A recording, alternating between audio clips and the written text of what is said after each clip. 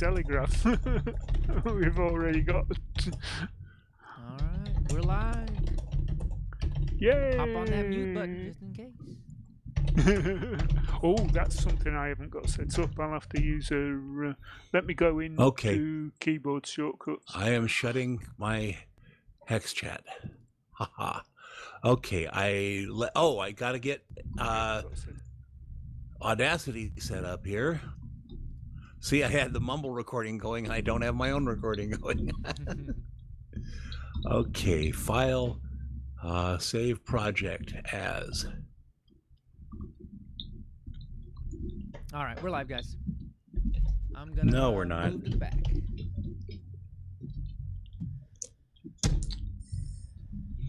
All right, here and here, and I'm ready to go. I'm just going to test my audio mute.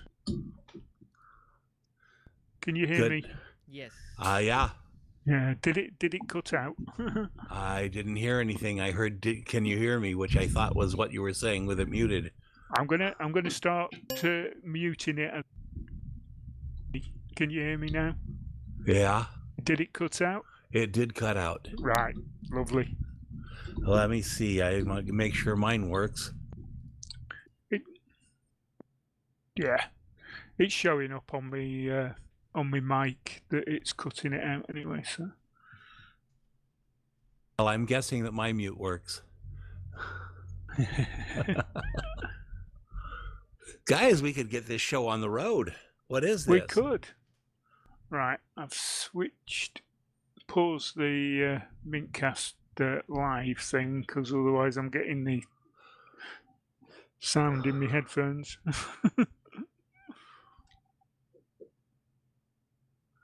So our next show is September 6th. The new Facebook is annoying. Use Facebook. New Facebook.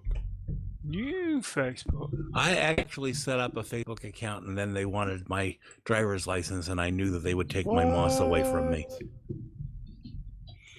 Yeah, they driver's license. They wanted ID so they would know that I'm really Moss Bliss. And the problem is, if I show them my ID, they will say, "You're not really Moss Bliss. You're Gerald Bliss," and I hate that. I've hated it my whole life.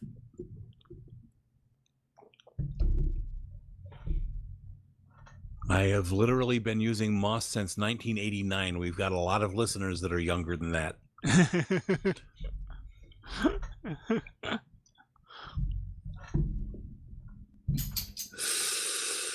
Oh, my shoulder still is not good, but I've got more mobility, but it's hurting more, which is better than not having the mobility. But oh, I didn't even put that in the show notes. Ooh. The fact that I actually did some music. Did you? Yeah, Thursday.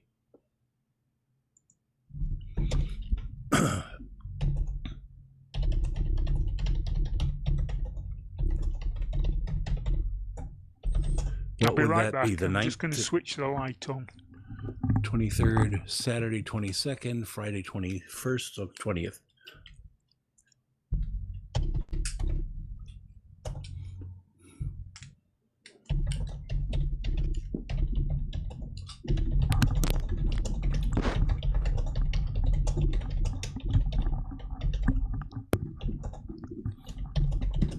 I'm back.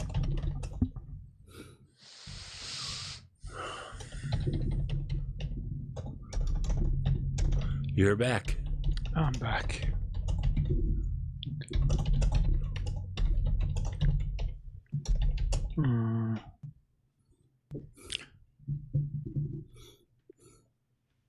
Right, are we ready to set up audio for Audacity? Oh, is there a show today? Pardon? That's why we're here, isn't it?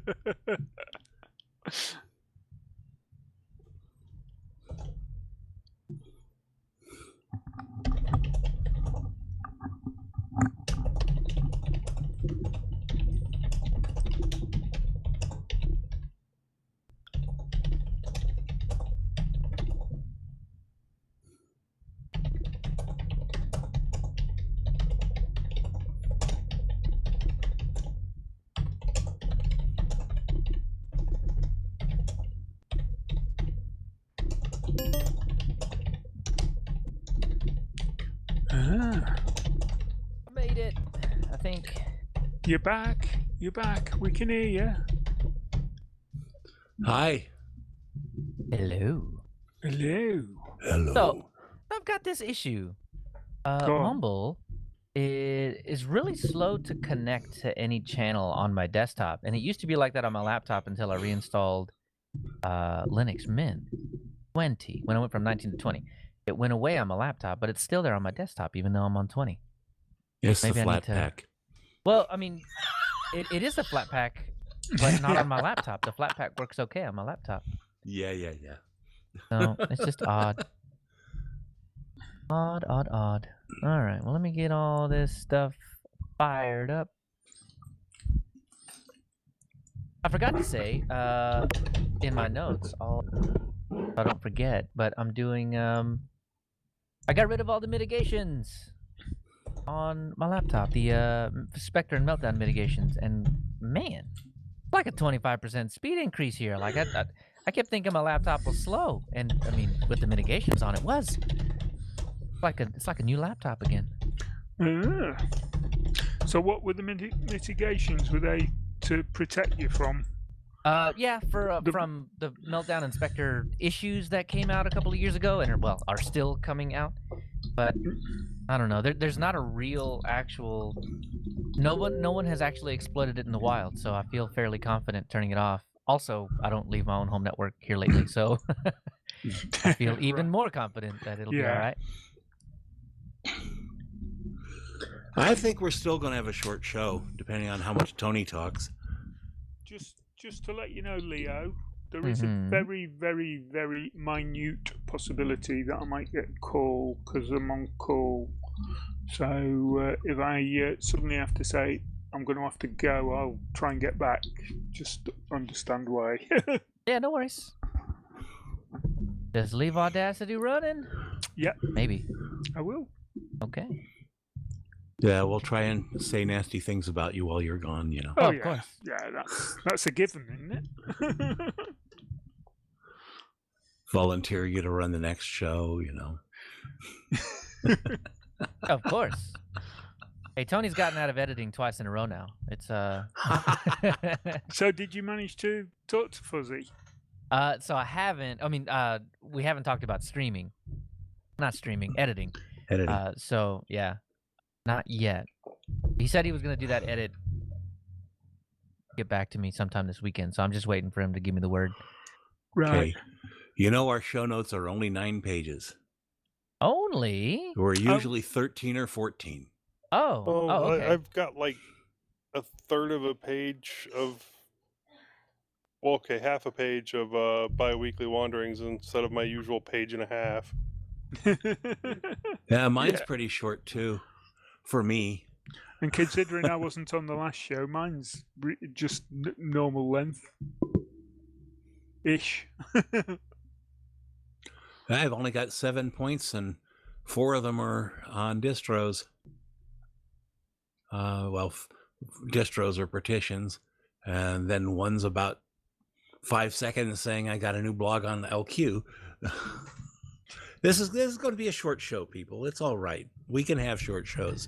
Well, hold on now. You just wait until I start talking about Droid Cam, and then you wait until we get to the security section. Oh, Moss, that video. I didn't want this to become like a, hey, So, only watch that video for academic purposes only, but that's what it's going to turn into. and we're also going to drop the bomb about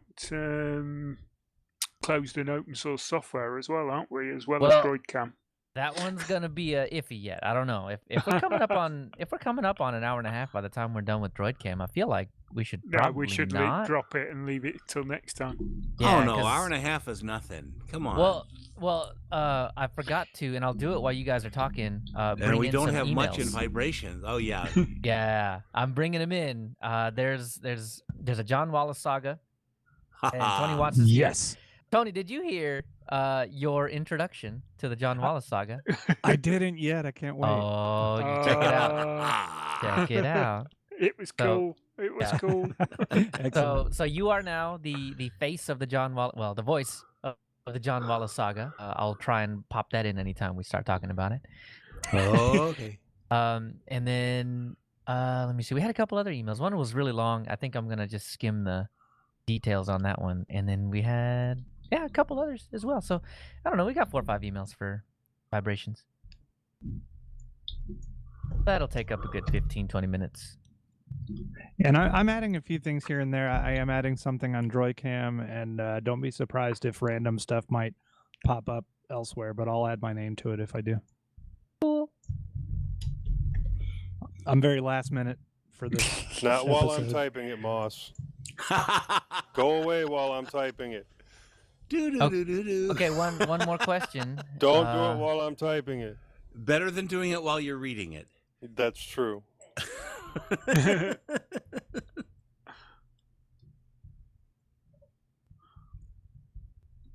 There. Better? Pro Micro. That is actually correct. Don't touch That is it. a brand name. No. It is not a brand name? The brand name would actually be Arduino. It's a model name. Well, still, it should be capitalized, should it not? No. Gosh. One cap or two. Is the micro, is the M also capitalized? No. I'm just. Leave it. I'm Don't touch asking. it. Don't look at it. Guys, I actually remembered to open up CMUS so I can play the music. Woohoo! Yay, live streamers, rejoice. Now, if only I can remember when the cues are in that one, because we still don't get to hear it. Ba-da, ba-da-da-da. Oh boy. Okay, so I think it's Ba-da-ba-da-da-da.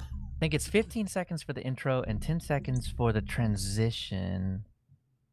I'm gonna wing it. You guys in the live stream, just pre-apologies. I've forgotten to do it 2 shows in a row. So yeah, see if I can remember how to do this. On the bright side, you guys have a live stream at all, so you know we're doing something right. Yeah.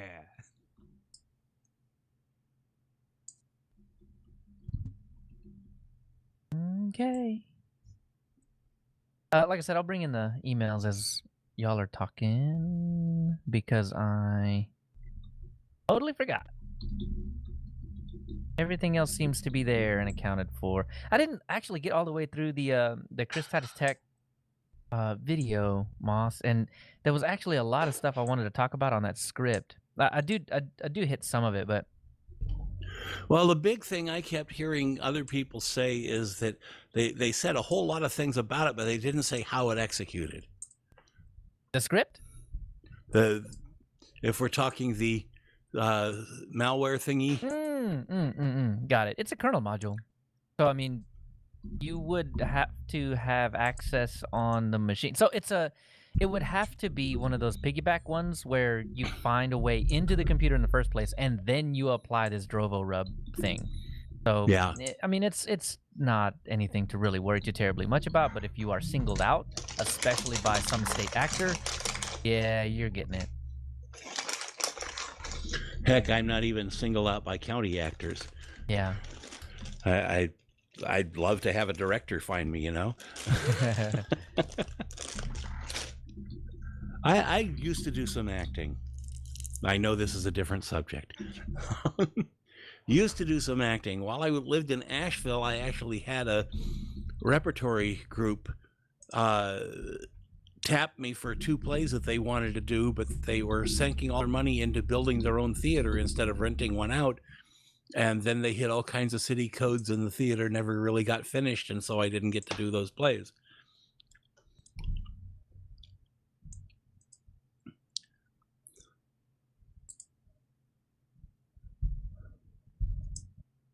See, now here's the funny thing about it, because this DroboRub thing says from installing kernel modules, you can check by enabling UEFI Secure Boot, full security mode in the BIOS, and use one of the big GNU Linux distributions. But did we not just talk about boot hole? Yeah. How you get around doing this? And to be honest with you, that's exactly how you can fix that issue. I mean, from a point of view of wanting to get DroboRub on somebody's computer, use boot hole. The weird thing is they talked about it like, well, this only works on secure boot. And I'm going, but if you don't have Secure Boot on, you don't have anything to go around to do it. Yeah, there's no countermeasure for it. It's just yeah. So I mean, Secure Boot is great. They made it sound like, I don't have Secure Boot, so you're not going to get me. And I'm going, wait a minute, that's not what it says. Yeah, no, that's what's funny about it, because most people on Linux will disable Secure Boot just because it's easier to deal with. I mean, we talk about the security slider all the time. Security, usability, which one do you want? And most people choose no Secure Boot. Because otherwise you're limited in Linux distributions that you can try, because not everybody gets the Microsoft blessing. I know. Yeah. That's going to be a fun one to talk about. I'm excited for that one. But, man, and I don't want it to be... Hey, it's What? okay. Security is usually only 5 or 10 minutes. Yeah. Okay. Well, and we don't have a really long, unless we really get carried away, innards. You're right. You're right. I might ramble in the wanderings. That'll be fun. I actually have a non-tech thing, but it's kind of nerdy, so almost. Okay. Star Trek And the Lower news Decks. looks short too, Leo. Yeah, the news. I'm gonna let you guys handle the news because I didn't actually pay much attention to it. Well, all we got I will are say the 4 Lucas things. thing though. Yeah, I might plug in another couple things by the time we get to it. I'm really winging it today. I think we all are. Mm, Last couple days after the last show was my birthday, so I've really checked out this past couple. Oh, of and then Happy my birthday daughter's early. birthday. Thank you. Yeah, my Hippo daughter's Birdies, birthday was a couple days after that. Well, we don't know her. True, it's Oh, true. Did you say your birthday already passed after the last show, or is it coming up in a couple days? Yeah, we recorded on the 9th. My birthday was on the 12th, and my daughter's was on the 14th. Yeah, right on. Cool. Leo, Okay. have we Yes. covered on the show that Mint 20 will only boot with UEFI now? Is that true? Well, I had a problem. I installed Mint 20 onto a machine for. Well, I got a problem call this last week, and couldn't resolve it without the person dropping the laptop off because I couldn't do it via email and etc. because we couldn't work out what the problem was. So when I got it, I did she'd already done a clean install, but it wouldn't boot, and I thought it was the flag issue, but it wasn't. It turned out that the install had flagged the drive as UEFI, and because the computer the UEFI boot had been disabled, it wouldn't boot. It wouldn't boot in legacy mode. Interesting.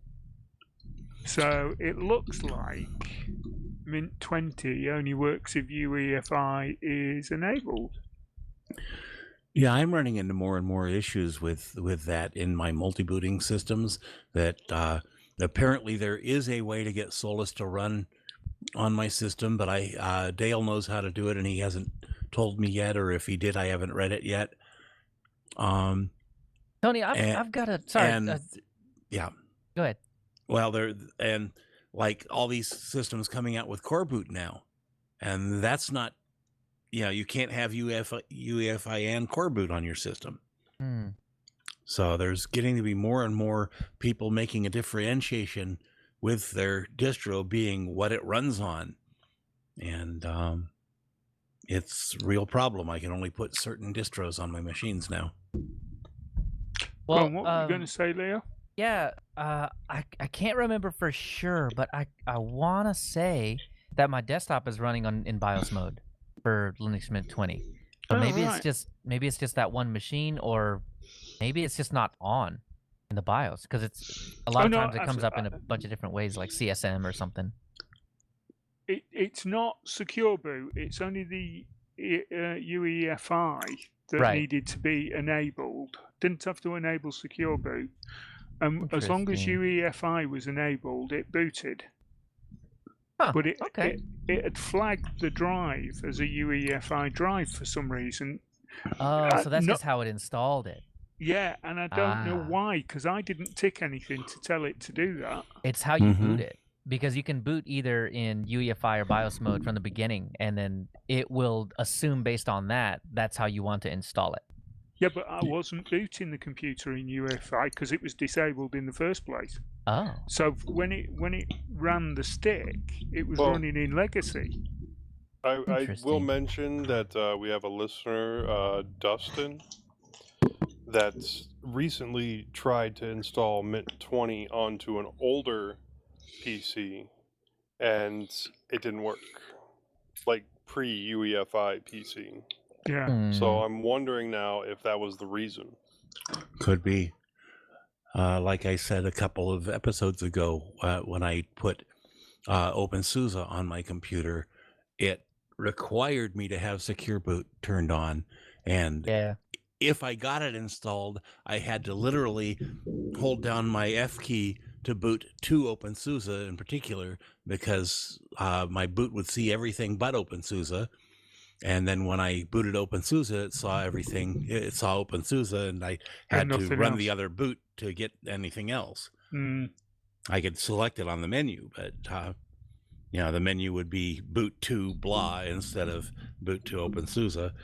Anyhow, but the weird thing there is Gecko is the same damn thing as OpenSUSE, and I did not have that problem. Mm. Anyway, should we be having this conversation actually on the show? Oh, it is 3:11, people. See, Yeah. this is why you tune into the live stream right here, man. You get a whole show before the show. The show before the show. I remember one time I actually went to Red Rocks for a concert, and the band I went to see did all their good stuff in the pre-show. That's it. Shall That was we, it, guys. We've peaked already. You can disconnect now. Right. Okay. Well, Everyone we get, have been All right. recording, so we'll just release it as a show. True. It's everyone true. get Audacity up and be prepared to do 3, 2, 1. Record. Always Yep, forget. I'm Let ready. me save, Don't let me forget your save. 25 seconds of silence. 3, 2, 1. Record. No, 1 sec. Hang on. Wait. Oh. Oh, sorry. 3:42. Undo. Undo. I've broken it. Sorry. 3:42, right? All right. So Yeah, 3:42. Yes. All right, I was saving it, It and won't. I was like whispering it, so you may not have heard me. All right, I am ready now. I think. I am Everyone else ready ready? again.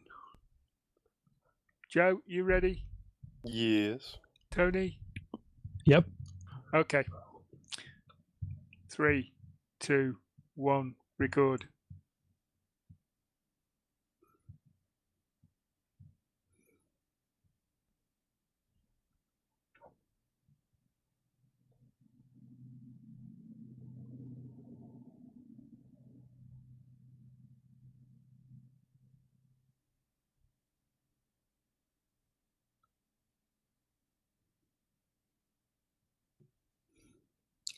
Good one, guys. Yeah, that truck decided to come by at the right time. It was very, very quiet, though. And my wife decided to run the washing machine. That's all right. My son's upstairs playing a drum. Oh wow. Okay. Okay.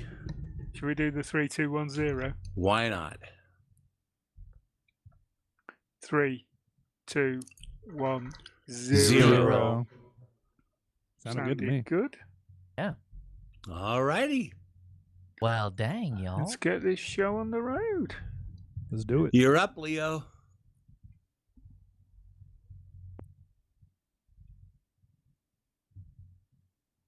Comes the intro music.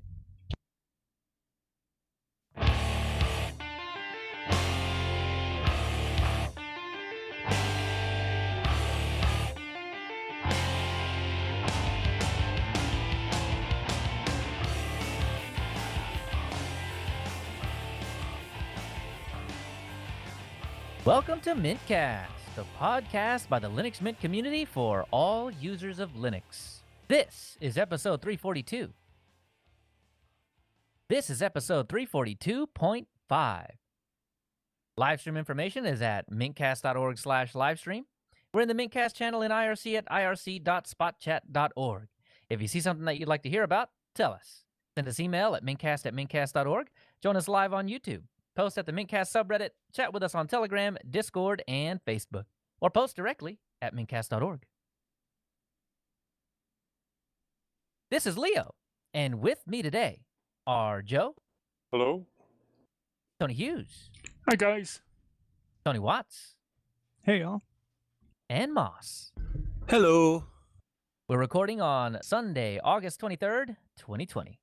This is the 50th episode for the current team. So, on and off again, this is us.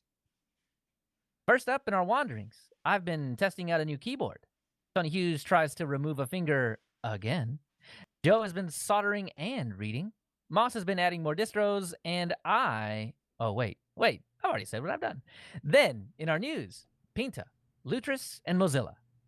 In security, we talk recommendations and the NSA. In our innards section, how we use DroidCam. And finally, the feedback and a few suggestions.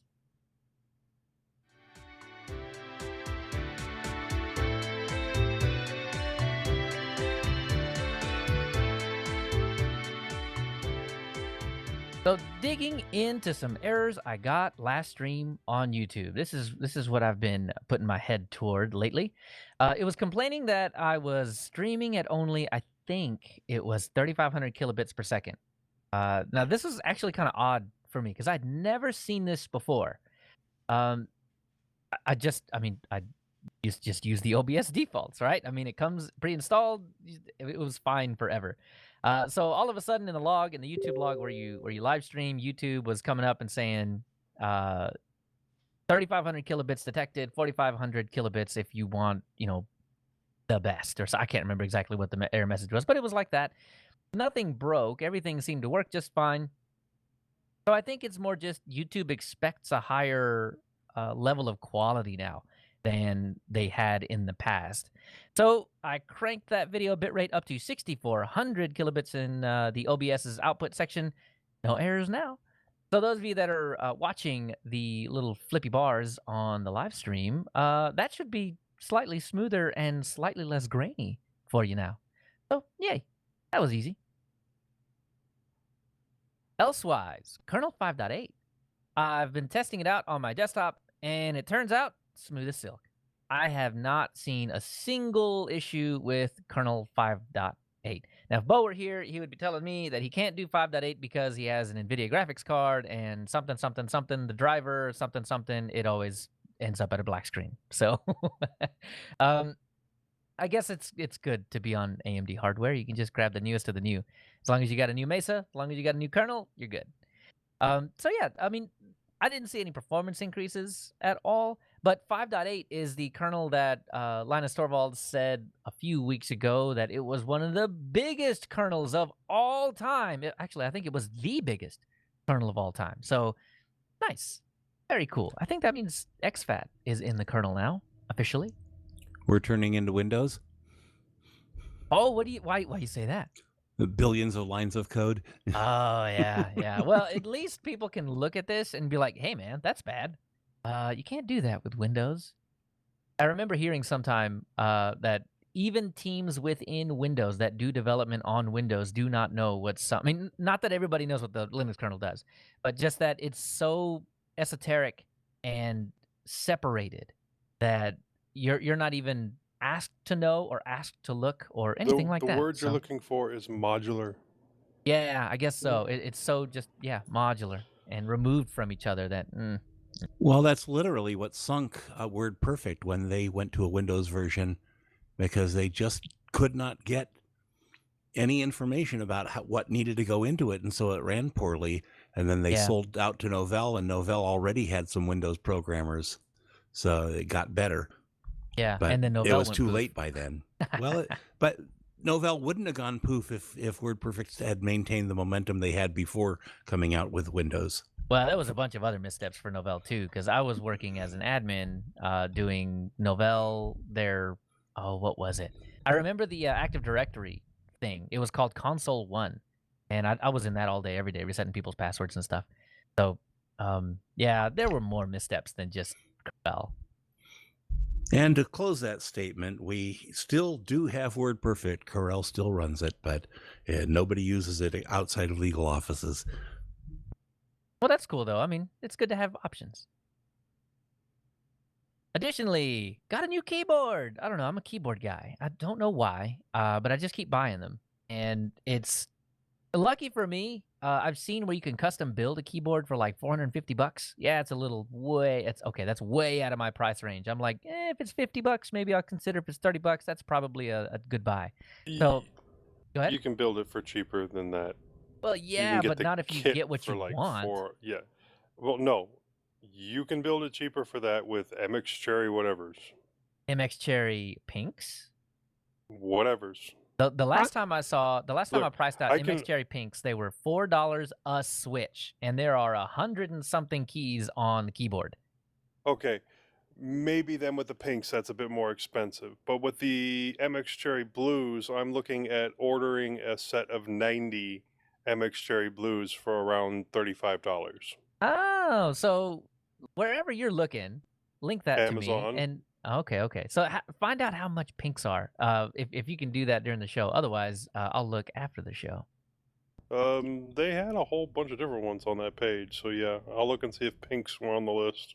Well, let me tell you, the reason, outside of price, one of the reasons I didn't go with it is because these are $30, and I feel like that's a pretty good buy for. These are Otemu red switches, so they're not cherries. They're I won't really say a knockoff, but I mean, yeah, kind of a knockoff. Yeah, I guess these are Gatorons. Oh, Mechanical yeah, okay. MX type. Yeah, and Gatoron and Otemu are similar in that they're kind of meant for the tinkering people. Or people that just want a mechanical keyboard that don't want to spend $100+ on it. Right. That's And- Latron. And Otemu, actually, a lot of people buy the Otemu keyboards so that they can put Gatoron switches in them. Yeah, but you went with reds. Why not go with blues? Because blues are we've had this conversation, Joe. I can't do it. I will know, rip that's why my I hair brought out. it up again. It's so loud. Why do you want That's people the in the next point. room to know that you're typing? I don't I know want why. people in the next county You to know that radical I'm Joe. typing. Oh god, it's so gross. I No. can't do it. What I really want is for Moss to know that I'm typing. Yeah. Because But we you always know that when I'm he's typing and I don't have blues. Exactly. I can't beat the keyboard as hard as you do, so I need MX Cherry Blues. There you go. So if I were to go with something that gave feedback, I'd go with browns. I've got a set of Otemu browns, and they're just too No. loud. Okay. So the Browns do make some noise.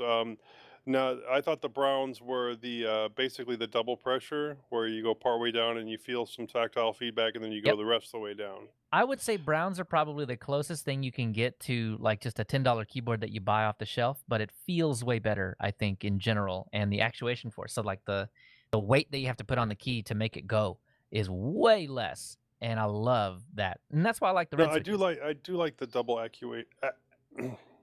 Darn it! Now I can't English. Yeah, English I is do hard. like. Yeah, exactly. I do like that. You get that feedback part way down to let you know when it engages, but you can press it the rest of the way down. Yeah, and I do. I've got a heavy finger, and I think that's why I like the red switches. They bottom out, with a whole lot less force than pretty much any other keyboard. Mhm.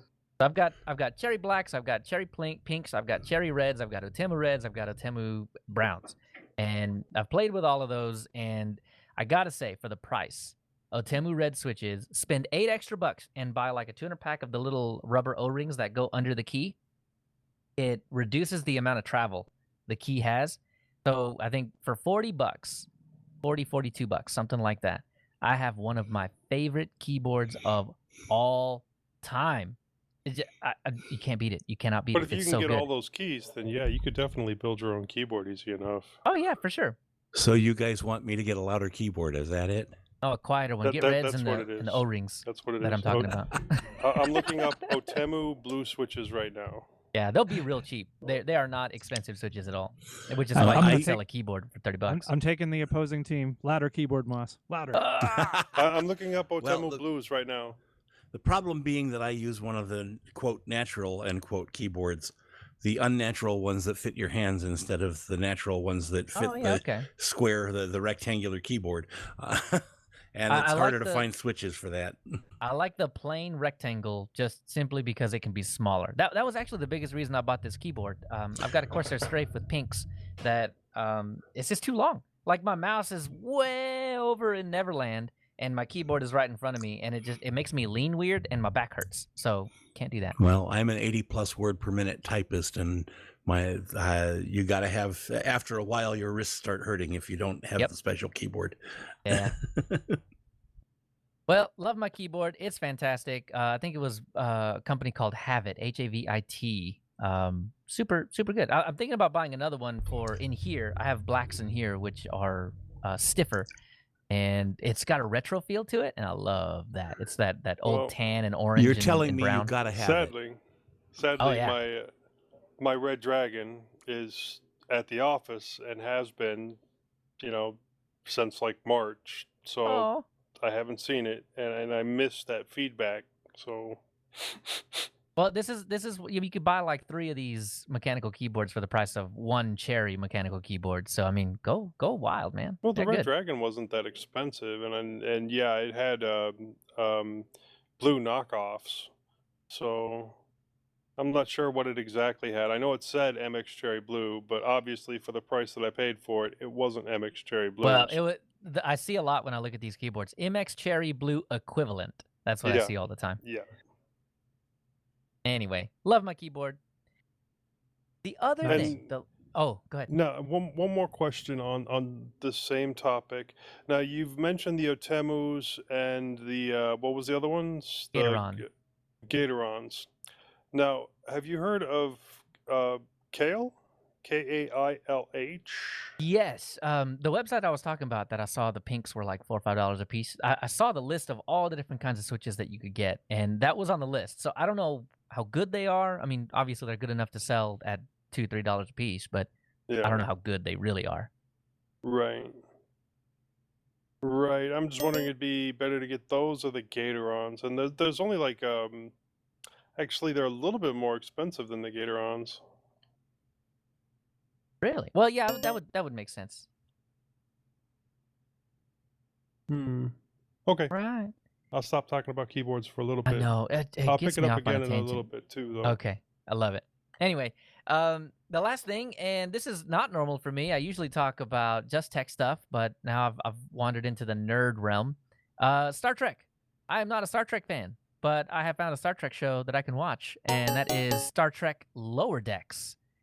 This is not really a Star Trek show.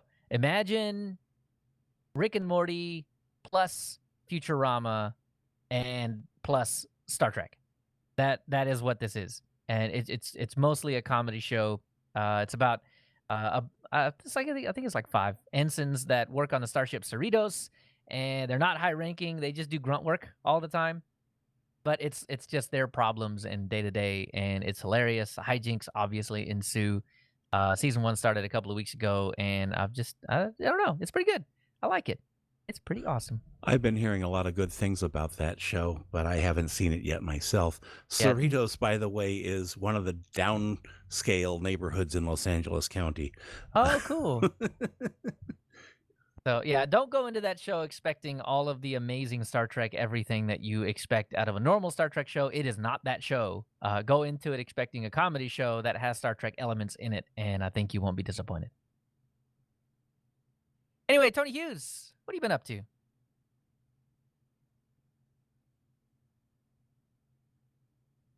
They got him. They got him. They called him out. Tony, where are you? We miss you, Tony. I'm back. I've just I lost my show notes. Ah! I've been welcome back. going up and down on Mumble this show, so. Right. Okay. So, as Leo alluded to earlier on in the show at the beginning, I had a little accident while I was drilling out one of my models, and a drill bit snapped, and it didn't actually go through my finger, but it took a big chunk out of it. And yeah, it's over 2 weeks ago now, and it's still numb. So yeah, my wife seems to think I've got a death wish because of all the times I cut myself in the kitchen or doing modelling and things. You're just really after 9 fingers, I think. Yeah. 9-fingered Frodo. Yeah. Oh dear. So anyway, as a result of the accident, I've not done much in the way of restoration for the last couple of weeks, but I've made a couple of nice eBay buys, which have resulted in the collection growing, and both for actually putting on display and the spares bin. Although, because I'm now away, I had to stop bidding on stuff because it wouldn't have arrived until after I'd left. And trying to get parcels again when you've been away for a couple of weeks and you come home and there's a left delivery card, it's a bit of a complicated hassle. So it saved me a few shekels anyway. So I'll have the money there to have another go when I get back. So for a little light relief instead, I had decided to install Ubuntu Touch onto my OnePlus One, and that was it was a fairly painless process actually. Unlike trying to get the update for Lineage OS to 17.1 from 16, I still haven't managed to be able to get that on.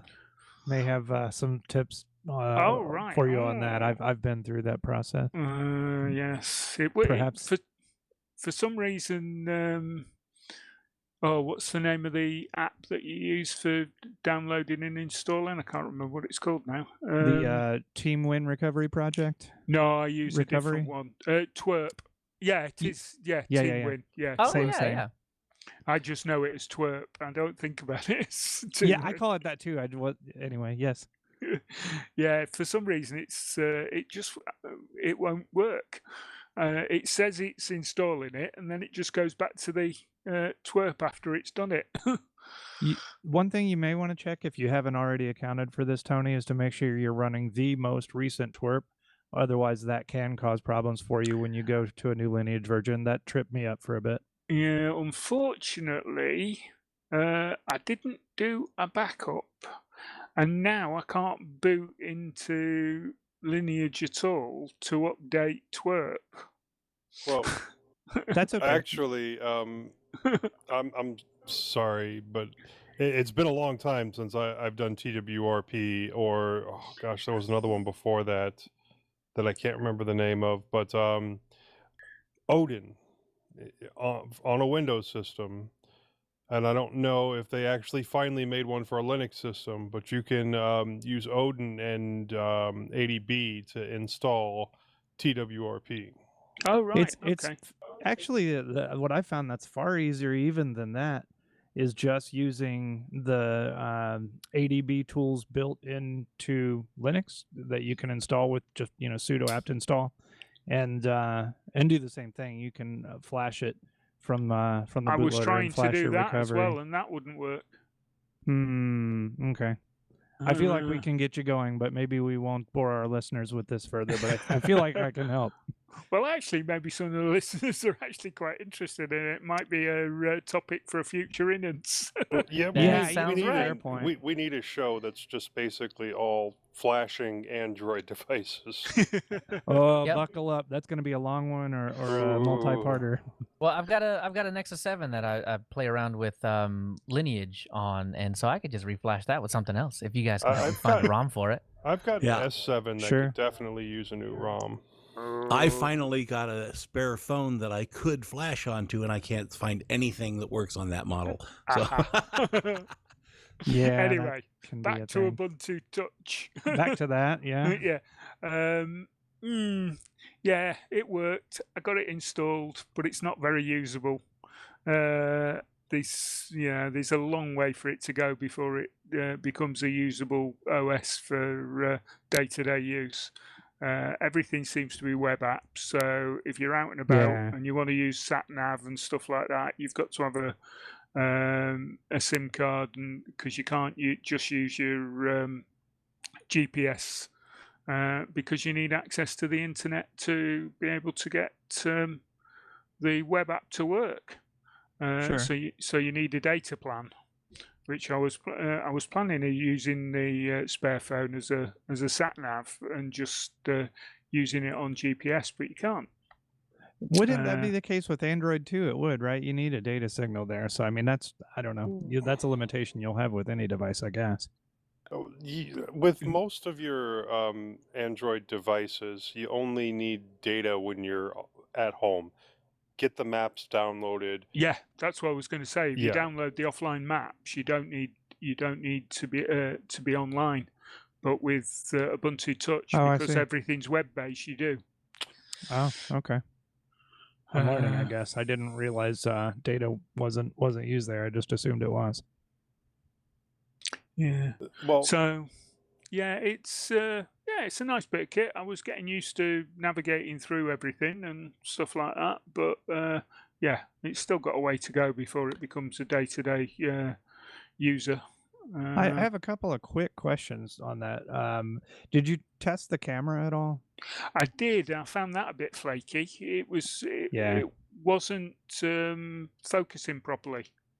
No, I think. Go on. Sorry. I was just going to say that was my experience as well with my OnePlus device. Or no, I'm sorry, I had it on a Nexus. But I think that's more a result of they're trying to work with the proprietary hardware and drivers and all that stuff, and that's why that's probably not perfect. I would expect one of the open phones to be better in that regard when they come out, but was just curious what your experience was. Yeah, it took a reasonable picture, but because it wasn't completely in focus, it was just a little bit, just a bit off. But anyway, yeah. So that was, if you want to just have a mess around with Ubuntu Touch on any phone that it supports, go and give it a go, but don't expect miracles. That's all I'd say. Yeah, but on a positive note, to test it out and play around with it, it's not hard to get on with. The installer is really great, isn't it? Yeah, no, UbiPorts was great. Yeah, I really loved that. Once I got it installed and did it, it was a piece of cake to get it on. Yeah, it's not that difficult at all.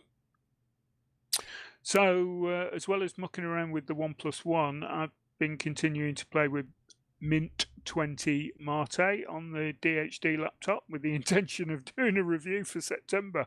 And given my findings so far, apart from the Snapd issue and a few programs being updated, it's pretty much business as usual. So I don't think I'm going to have an awful lot to say about it, really. So I'm having a play with Sparky Linux, as was just suggested by one of our listeners. It's based on Debian, but they actually do two spins. They do a spin based on Stable, which is just going to be another Debian-based distro, basically, so I wouldn't really have been much interested in that. But they also do one based on testing as a semi-rolling release, and that's what Linux Mint Debian Edition used to be based on. Testing. Now Linux Mint decided that for their user base it was a bit too flaky for that. But Sparky Linux, it very clearly says if you know what you're doing and you're not a brand new user, you want more cutting edge software, go with the semi-rolling. If you need something that's stable, or you're not a very au fait Linux user, go with the stable Debian base. But something of it that I noticed that was quite interesting is the ISO size is still way less than 2 gig. You can get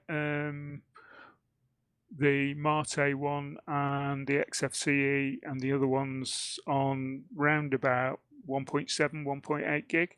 But if you go for one of the minimal installs, a couple of them even come in at under 1 gig. So if you've got a couple of, any old USB flash drives knocking around and you were wondering what to do with them, then Sparky Linux could actually work on them. There are other distros out there that still come in at less than 2 gig, but this is the one that I'm playing with at the moment. So yeah, I've already noticed a bug in it that I'll probably see about reporting.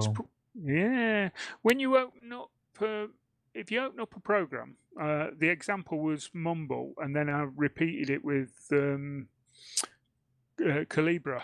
If you open up a dialog box from within a program, it doesn't give you the close down X on the right hand top corner. So the only way of closing the dialog box down is to close the program down. And it happened when I went into the info dialog box for books on Calibra. There was no X to close it down. So the only way I could get rid of it was to close Calibra and then restart it. You did try Alt F4, Tony? Alt F4 works on Windows and it works on a lot of Linux distros. Ooh, no, I didn't, but thank you for that. That's a good clue, but I'd still like the X back on top of the box. Yeah, really. But yeah, Alt F4, I love it. I use it all the time when weird stuff happens, and if it doesn't close by itself, you'll eventually get that whole, hey, this is not responding. Do you want to kill it? So Yeah. that's nice. Oh no, the actual program was working. It's just I'd opened up the box to see the detail on the book, or in Mumble I was opening up the record box so that I could set up where I wanted to save any recordings and stuff like that. But there was no way of shutting it down. Whereas if you could press start recording, stop recording, but you then couldn't close the box. Right, and using Alt F4 would close out the whole program, not just that box. So it wouldn't work then. Because I could close the program. Well, it closes the current window is what it does. It should be in your Windows setting somewhere to be able to add that back in. Right, I'll have a delve around anyway. But yeah, it was just a bit strange. Not an issue I've come up with before. Anyway, so finally, I wrote the fourth of my Full Circle magazine series on podcast production, and sent that to Ronnie. The first one was in the latest issue 159 at the end of July. So if you want to go and check out my little writing about how I do podcast stuff, it's going to be a series over the next few months. I'm not a natural writer, but I've actually been enjoying sharing what I've learned, down on paper and sending it off. So yeah, it's good. Learned quite a bit in the last 2 years on mintCast, and subsequently since me and Moss started Distro Hoppers. It's been great. So that's me. Moss, what have you got? Well, I will totally agree with you on that last point. What I have learned since getting on the mintCast crew has been enormous compared to what I knew before. Okay, I installed Gecko Rolling to my desktop, so now I've got Rolling on the desktop and Static on my laptop, which is the equivalent of OpenSUSE Tumbleweed and Leap, respectively. On the 15th, I installed KDE Neon, also to my desktop. Oddly, the announcement that Neon was available based on 20.04 did not mention that you would still be installing the 18.04 version and then be greeted with the upgrade button. It took a few more button pushes to get the upgrade started, but it ran beautifully. I then ran my updates and installed some of my more common additions, including Stacer 1.10. Stacer ran great, but Discover popped up and said there's an update to it. So I ran the update, and now Stacer wouldn't load. It said program not found. So I reinstalled from my deb package, and it worked again, and Discover said there was an update again. I did not install it, did not update it that time. I have posted to the KDE Neon user forum to report this issue and ask how I can get Discover to ignore the update. Apparently, KDE thinks that when there is an app in the repo, that app is newer than the same app from a deb file. But why it disables the program to run the update is beyond me. So note to myself, check the repo to see if an application is there before installing saved deb files. I pointed out with 18.04, we got Grub Customizer in the repo, but I never had a problem with installing it from other sources. This is the first time I have installed a source that I already had and been told, oh, you need to update that, and then it kills it. So I now only have one free partition each on my desktop and laptop, and I'm starting to have memory issues. Not my computer, me, trying to remember what all I have installed. Updating has already gotten beyond the fun level. That would be my problem right there, man. I wouldn't even remember what I had installed, much less to keep them updated and deal with all the other fun stuff that Right. comes along with people on a lot of groups I'm on, people go, well, what do you have installed on your system? I go, you don't want to ask me that. it. We'll be here for 30 minutes. I am tempted to install Relax Linux to my system, even though it's only a 0.5 beta. This is a fully independent distro out of India with a new package manager and everything. It's got a new installer. It's got a new package manager. It's got their own repos. Everything is being done from the ground up. It sounds really exciting. Maybe I should dig up Tony Hughes' instructions and learn how to install it in a VM. You should have been using VMs years ago. Well, but I didn't even know about them years ago. It's only since you started talking to me about them. And I have this reluctance. I want it on metal. I want to see how it runs on metal. And people keep telling me, well, but just run it in a VM. Well, that doesn't tell me how it runs on metal. The idea is that you run it in a VM, you get a little bit familiar with it, then you put it on metal, and you've got an idea how to fix things. Well, see, you're the only one that puts it that way. Everyone else says, oh, I run all my stuff in VMs. Well, but that doesn't tell me how it runs. It just tells me that you can run it in a VM. Yeah. But in this case, since I don't want to mess up my system when I've got it this far along, I probably want to run a VM for this first. I've got a new blog on Linux questions. I do that every now and again. I have been sort of stalled on the itsmoss.com stuff. I've been asking people to write about things that they are talking about and send them to me. So if anyone has an article that they think would do good on itsmoss, just something instructive, please send it to me. I did some performing on Thursday the 20th on Eurofilk, which is now happening every other Thursday. I got to play with Cecilia Eng, first time for me, and she's a legend, and a total of 9 others in the Zoom room, including my friend Carl Johan Noren. This is the first performing I've done since about 2 weeks after my accident. My shoulder hurt a lot more afterward, but I seem to have gained some mobility. In other words, it was a lot easier to wash my hair the other day. Suzanne and I are about 2/3 of the way through Blood Rights, the 6th Dresden Files book. Dresden missed a huge hint when he had a major data download from Thomas. There's no explanation for that miss. We're enjoying the book. We just wish Dresden could be more successful stopping people from dying. Speaking of which, you got something for me? Oh, I was just going to make a comment on something you said earlier, so finish your thought up. Oh, I was just going to pass it on.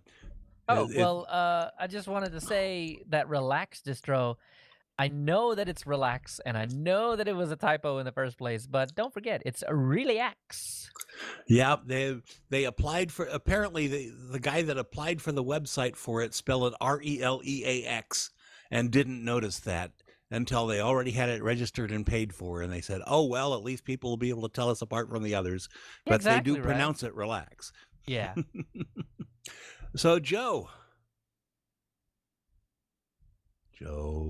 Who? You. Oh, me. Okay. What's going on, bud? Well, I've watched a lot of YouTube and a lot of Netflix, like a lot. And I did some soldering. I took a break for a few days from reading, but I still got a bit in. I'm up to book 20 in the Drist books, about halfway through that book, and it just started really dragging. So I switched to some other stuff for a while. I listened to Demon Accords, book 16, which pretty good. The series is dragging on a bit long. And I listened to a book called Big Damn Hero, which is a Firefly book, and surprisingly good. Most of the time when you get like a book that is based on a TV series. They're trying to just throw so much nostalgia at you that it really overshadows the story itself. But that really wasn't the case with this. And then, Well, that's shiny. yeah, right. And then I started a book this morning, Soulwood Book 1, which is an offshoot of another book series that I was reading, both by Faith Hunter, and the other one was the Jane Yellowrock series. Seems good so far. I did a bit of soldering on some headphones. I got the new MMCX connectors and the proper ones instead of, 3D printing housings for makeshift ones. I did 2 sets of headphones with that, and it came out well. I only need to redo one of the connections at this point, and that was a glue issue, so it eventually came undone, and I'll just need to redo that one. I was informed by a listener that I missed the 8th book in the Incarnations of Immortality series by Piers Anthony's. And although I'm a bit disillusioned by Piers Anthony's work since he used it as a platform to push his ideology on the age of consent, and the book doesn't exist in audio format, so if I do end up listening to it, it's going to be text aloud. But I don't know. I like some of Piers Anthony's work, and it's just it seems like each of his book series he tries to slip that little ideology in there, and it bothers me. I attempted to make that macro keyboard I was talking about on the last show. I followed the instructions exactly, but I wasn't able to get it working, at least not correctly. I rechecked my soldering several times, but my soldering was solid. And I was only able to get 6 keys of the 12 working. And I took it apart. Apart the keypad down to the board and did a continuity test on the whole thing. And yeah, it's a bad board. And the pinout was slightly different than was listed in the instructions, but that shouldn't have mattered. I could try to solder directly to the board and to the pins, but that seems a little crazy even for me. Although if I get bored enough, you never know. I will have to order some extremely thin enameled wire to do that and still have the front piece fit on correctly, but that's not too much of an issue. In the meantime, I've ordered a couple of different types of keyboards or keys for keyboards to give a try using different methods. Right before the show, a test set, I ordered a test set of 4 mechanical keys, and they showed up this morning. And it's made to just have different MX Cherry keys on it and see how you like the different ones. But the pins are exposed in the bottom, so I can use it as an actual macro keyboard if I wire it up. And so I've got the wiring done for that out from the keys, but not to the Pro Micro, which I'm going to use as the brains. And then I still need a 3D printer case for it, but most of the work is done, and except for the programming, that shouldn't be too difficult for me. It's been a while since I've done anything with, I believe it's called processing, but it's not difficult.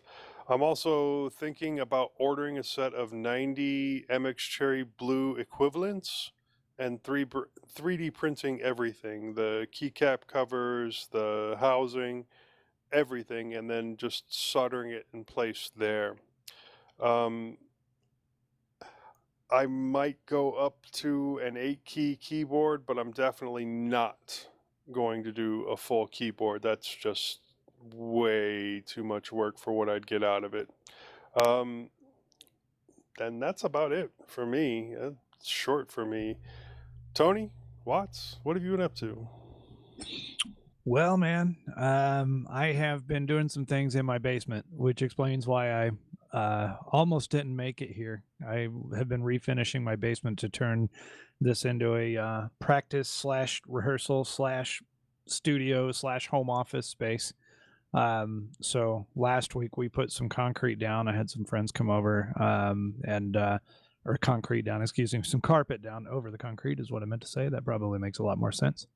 So that's good, but it involved me dismantling everything in the room, including all my podcast setup and everything on that desk. So that was still disassembled as of yesterday afternoon. But I went ahead and got everything put back together in time to join you guys today. Now, was that for aesthetics or was that for echo control? Largely the latter. I mean, both. It looks a lot nicer, but I am going to start having a music practice in this room in a few days. So I was trying to cover all the concrete in the room, which was the floor and one wall. And so I was able to do that. I've got the concrete covered on the floor with the carpet. And then on that one wall, I just leaned some drywall on the bottom part. I haven't actually framed a wall or anything like that, but that covered the bottom half of it, and I've got some heavy fabric covering the top half, so there's no more exposed concrete anymore, so the sound should absorb pretty well. Next thing I'm working on doing is putting some insulation in the ceiling, and then lastly I'll start framing some walls, most of them don't require framing, just drywall.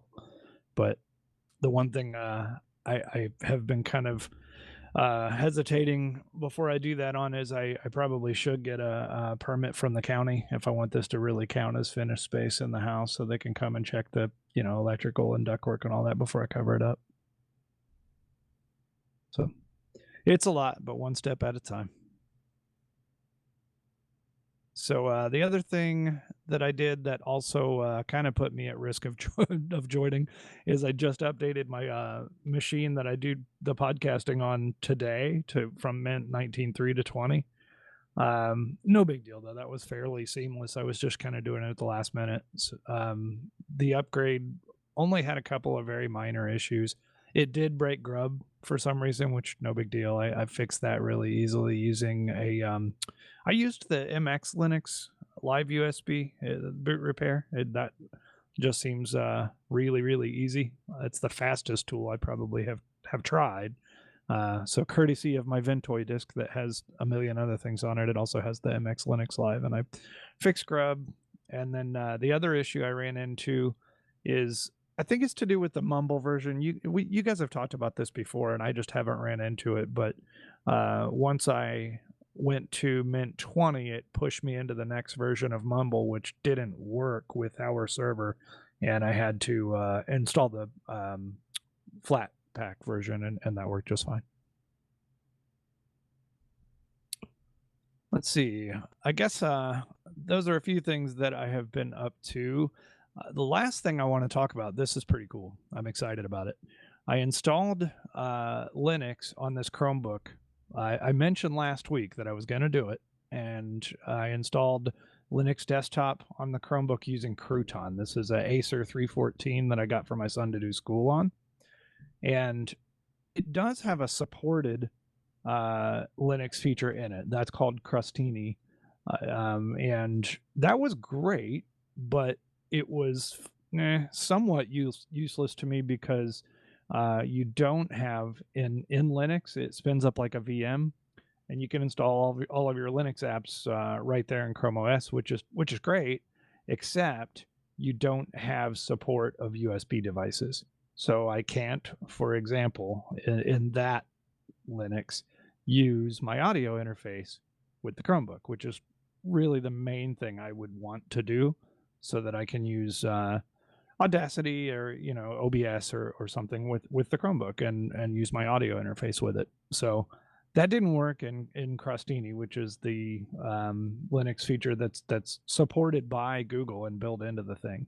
But Crouton is a bit of a hack using chroot that allows you to install the full Linux desktop onto the Chromebook.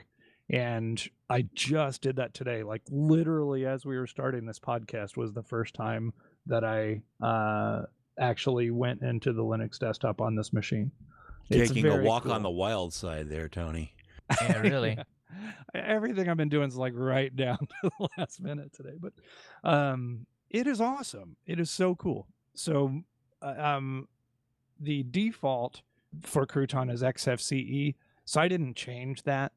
But you do also have as options, get this, Cinnamon is one of the desktop choices that you can use. KDE, E17, LXDE, and Unity. You can choose from any of those. Given this is not obviously a real beefy machine, I thought XFCE was a pretty logical default, so I just left it at that. But the process to install this thing, it goes something like this. You have to turn on developer mode on the Chromebook, so that will erase all of the local data on the machine. From there, you just follow some pretty simple instructions in Crush, which is the Chrome OS terminal that just runs in a tab of Google Chrome. You can get a shell in there, and once you have developer mode enabled, you can follow the instructions to install.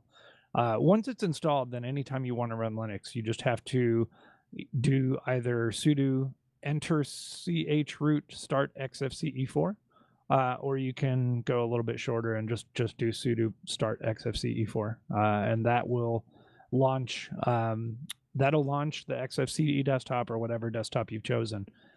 One of the coolest things I think is that you can really easily toggle back and forth between your Linux desktop and Chrome OS by just choosing Control Alt Shift back or forward. And it's instant and it works amazingly. And last thing, it was a great success with my audio interface. That worked perfectly. When I'm in XFCE, have the PreSonus audio interface plugged in, USB, it picks it right up, detects it, and it works. So I've got OBS Studio, Audacity, and Mumble installed on this thing, and it works with my audio interface. So that being the case, and because it's a Chromebook, the battery life is like 12 hours on this thing. So you combine all that, and I will be using it, I'm sure. Some downsides, you do have to have developer mode enabled, which does introduce some security risk. However, you can encrypt the Linux installation as one of the options when you install it. But developer mode, one of the reasons that's a downside for me is this is a family used machine. My kids will use it. And if you power it up from being turned off, it greets you with a screen that says you have developer mode enabled, and just press space to, restore it to the way it was. So with just pressing the space bar, my kids can kind of wipe out my whole Linux installation real easily. Not a big deal. I wouldn't sweat it too much if that happened, but that is a bit of a downside of developer mode. Also, this is not officially supported by Google, so the next Chrome OS update can easily break this thing. Again, I don't really care. Another thing that I did notice is the default install is Ubuntu 16.04, so that is older, obviously, but I believe you can specify at least 18.04 in the commands when you're doing the installation. You can specify the version. So for whatever reason, it's still defaulting to 16.04, but I'm sure you can go higher than that. I think that's about everything I've got on that. Shall we head on into some news? Let's.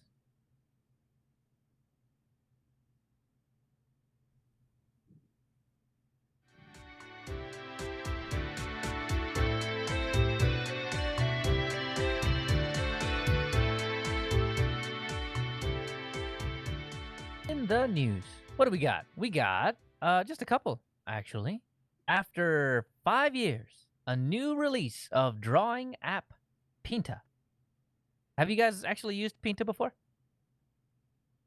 I haven't used it, but I grabbed the article off of its FOSS, which I always recommend people checking out on a regular basis. It's available for Linux, Windows, and Mac. But boy, it's been 5 years since the last update. They've done a lot of updating, and it's only 1.7 version number. This is my go-to. If you don't want all the crazy heavy lifting that GIMP will give you, but you still want the ability to add a couple of filters here and there, do some quick cropping, something like that, Pinta is great. I really love it. It is, think of Microsoft Paint, but on steroids. It's got a ton more features than Paint provides, but it's got the simplicity of Paint. All you're really doing is just drawing on some stuff or doing some cropping, and it's really easy to get into. So this is fantastic. I love this.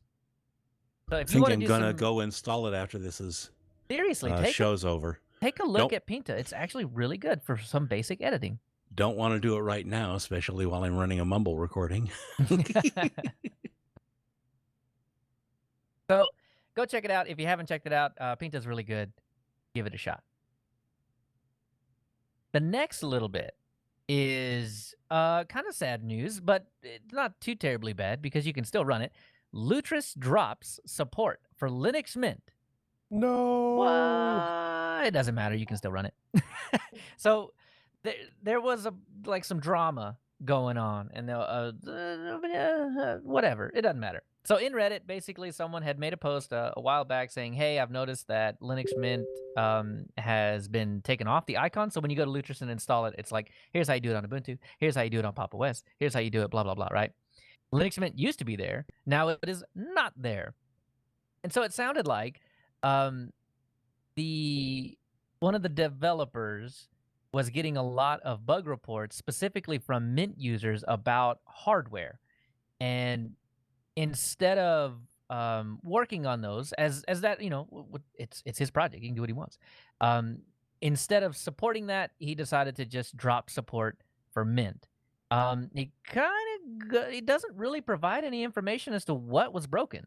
He doesn't share any of the bug reports or any of the information out of the bug reports. He just says, I don't want to have to work on this. Linux Mint guys should fix this, and until they do, he didn't even actually say until they do, but just so because of that, we're gonna drop support for it. Whatever. I guess it still works. So I still use Lutris almost every single day on Linux Mint 20. So I don't know. It'd be nice to know what was actually going wrong. So I don't know. It didn't even seem like he shared the information with the Linux Mint team, but again, that's up to him. He can do however he wants. It's his project. Either way, don't sweat it. It still works just fine. I would suspect that some of those hardware issues may have to do with NVIDIA drivers, as the AMD stuff is provided by Mesa, which would be the same in every distribution regardless. So I don't know. Joe, you seemed a little sad about that. Obviously you use Lutris, right? On occasion, it depends. And you're on NVIDIA? Yeah. Well, it depends on which computer I'm on. If I'm on my laptop, that's NVIDIA. If I'm on my desktop, that's AMD. Yeah, and I would imagine the laptop has a few extra things a few extra hoops you got to jump through because it needs the switching. Yeah, but it's also, where I have Lutris set up, but I've only got it set up for a couple of games, and they're not necessarily the ones that I play all that often. Like, I have, Batman Arkham Knight set up through Lutris. That's all I can think of off the top of my head. Yeah, well, if any of you folks that are listening use Lutris on Linux Mint, let us know how it works. Is it working for you? It's working for me, but if you're having some of these issues, the issues may stem from something that Mint does, as that is at least what the main dev here is complaining about. So we'll see. We will see. And just to check real quick. Oh, wait, hold on. Ladies and gentlemen, breaking news. Linux Mint's back. Okay, so that was a whirlwind of emotion. I guess. Never mind. Really? I guess it got fixed? ? Because they're there again. Huh? How weird. Okay, well, scratch all that. But that drama did happen. I don't know, man. I'll go dig for a statement on this guy. Maybe he said something about it. But yeah. Otherwise, cool. Full steam ahead. Steam. I Some heard somber that. news. Some other somber news. Mozilla lays off 25% of staff. No, this is not deja vu. This is another one. And then pretty quick after that, they got the approval on the whole Google's going to throw billions of dollars at Mozilla over the next couple of years. So, what do you guys make of this? Well, it's $1 billion over 3 years, but still, if I were working for a company and my boss just laid me off and said, okay, well, you can keep working here until December, and then a week later got told, well, gee, we got another $1 billion coming in over the next 3 years, my first question to my boss would be, so do I still have my job? There hasn't been a word about this on the web. Or rehiring. I haven't heard anything about rehiring. I don't know. I mean- feel like the money issues were probably just one of the reasons they did the layoffs. Not that layoffs are ever any good for the people that get laid off. They're never good. But I don't know. It may just be one on the list. But my guess would be they're not going to hire him back. Yeah, so what, but I would have had them with like I would have expected they'd 40% say less something staff? about it. Yeah. I mean, I really do think so. Yeah. A lot of the projects that were in the pipeline were, as far as I know, like, what was it? There was a security feature coming to Firefox. Oh, and a whole new engine. Like they were getting rid of, is it Gecko right now? Is what the rendering engine is? They were rewriting the whole rendering engine in Rust, and I think the bulk of that work got done. And so that team, I think most, if not all of that team was part of that layoff. So, well, that sucks. If you just finished rewriting your company's main product so that it works better, and they say, "Okay, thanks, bye." Yeah, but that's also something that I think is going on with Mozilla, is that I don't know that Firefox is the main product anymore, because it don't make money outside of the Google thing. Well, then again, I guess it does make money. So yeah, $1 billion Maybe. is a bit of money, you know. Yeah, true. But I mean, they're forging their own path with this whole the VPN thing that doesn't work on Linux. There's the Firefox Send, which is currently off right now. They've got products. Oh, man. and the They're VPN trying to thing right pivot. now only works in the U.S. You know what bugs me about that is that it's Mulvad, man, and Mulvad works on Linux. So Right on. What's the deal? I don't know. And not only is it Mulvad, but it's Mulvad through WireGuard, and WireGuard's in the bloody kernel. Exactly. So my question for this, and I could never really find a straight answer on it, is could you not sign up for Firefox VPN or Mozilla VPN, whatever it is, and then just download the configuration for it and then just use it with WireGuard in the kernel? Why is that why are all the Linux folks getting all bent out of shape about this when I suspect you can do that? How much are they charging for their VPN? Wasn't it like $5 a month? It wasn't a lot. Well, it's only €5 a month to get Mulvad, and then you've got all your nodes, not just your browser. True. Very true. Yeah. I've got up to 5 active devices. I can run it on 10 devices as long as no more than 5 are active. Yeah. So that, I don't know. That bugs me because I know you can do that with OpenVPN. Maybe I just do not understand WireGuard enough. But it seemed to me that WireGuard was even more accessible than OpenVPN was, and that just it blows my mind. Why I do not understand the issue. If you are listening to this, and if you understand WireGuard better than I do, and there is some practical, technical reason that you cannot just take Firefox's info and stuff it into WireGuard from the kernel, please let me know, because I'm of the opinion that I don't see why it wouldn't work. Yeah, I'm running WireGuard. I'm running Mulvad through WireGuard on my Raspberry Pi 4, running Ubuntu Mate, and it works fine. Why would there be a problem running it on Linux on a real computer? Right. Yeah, totally. Exactly. I don't know. There's got to be something, because you saw the heart attack that everybody had on the internet. Oh, Firefox not running on Linux. Or Firefox VPN, and it's like, sure. I don't know, but it seems out there, man. Now, come on, Moss. I've got to disagree with you. The Raspberry Pi is a real computer. Yeah, I side Well, with that's Tony on true, that one. but it's not x86 64 computer. It's an ARM, and if I can get it to run on non-standard hardware, why wouldn't it run on standard hardware with a standard operating system? Listen, Debian is as standard as it comes, and that's all you need to know. Isn't there a certain fruity-based company that's about to go over to ARM for their main platform? Are you talking about Pear Computers? Strawberry computers, yeah. That's it. That's it. And I will point out, Leo, that Debian is not hardware. Debian is software. All right, but Raspberry Pi with Debian, you're good. Well, I'm not running Debian. I'm running Ubuntu Mate. Or you could just get the Pinebook Pro.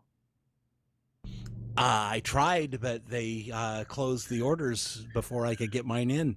I think they're back open, and I'm so close. No, man. I'm sorry. It was the Pine tab I got shut out on. Oh, I got it. I got birthday money burning a hole in my pocket, man. And I'm really looking at a Pinebook Pro. But okay, buy me one. It's not powerful enough. It needs to be more powerful than what I've got now, and that's really what's making it hard for me to say, yeah, let's just go get it right now. Well, it's probably more powerful than that HP Stream. Actually, yeah, I would suspect that it is. But yeah, I don't know. I feel like I would buy it, and then it would just sit on the shelf until I came up with a good idea to use it, and then I would use it for 2 weeks, and then it would just end up on the shelf again. Yeah, so I don't know. I want hardware that I'm going to use all the time because I hate being wasteful like that. Yep. Anyway, yeah, this kind of went away from Mozilla, but anyway, Mozilla. Yeah, so. Somber news, yeah, VPN not on Linux and Send. They need to bring back Send. They need to fix that issue. But Firefox Send, I mean, the whole issue was that they kept getting people uploading malware onto it and then like sending people links. And because of the nature of Firefox Send, they're transient. So like the links go away eventually, which makes it really, really enticing for people that don't necessarily want to have a whole lot of paper trail. So, you know, having an option out there like that is really difficult to do, especially when there's a free tier and it's basically anonymous. Yeah, but if they can figure out a way to bring it back, please bring it back. It was so useful.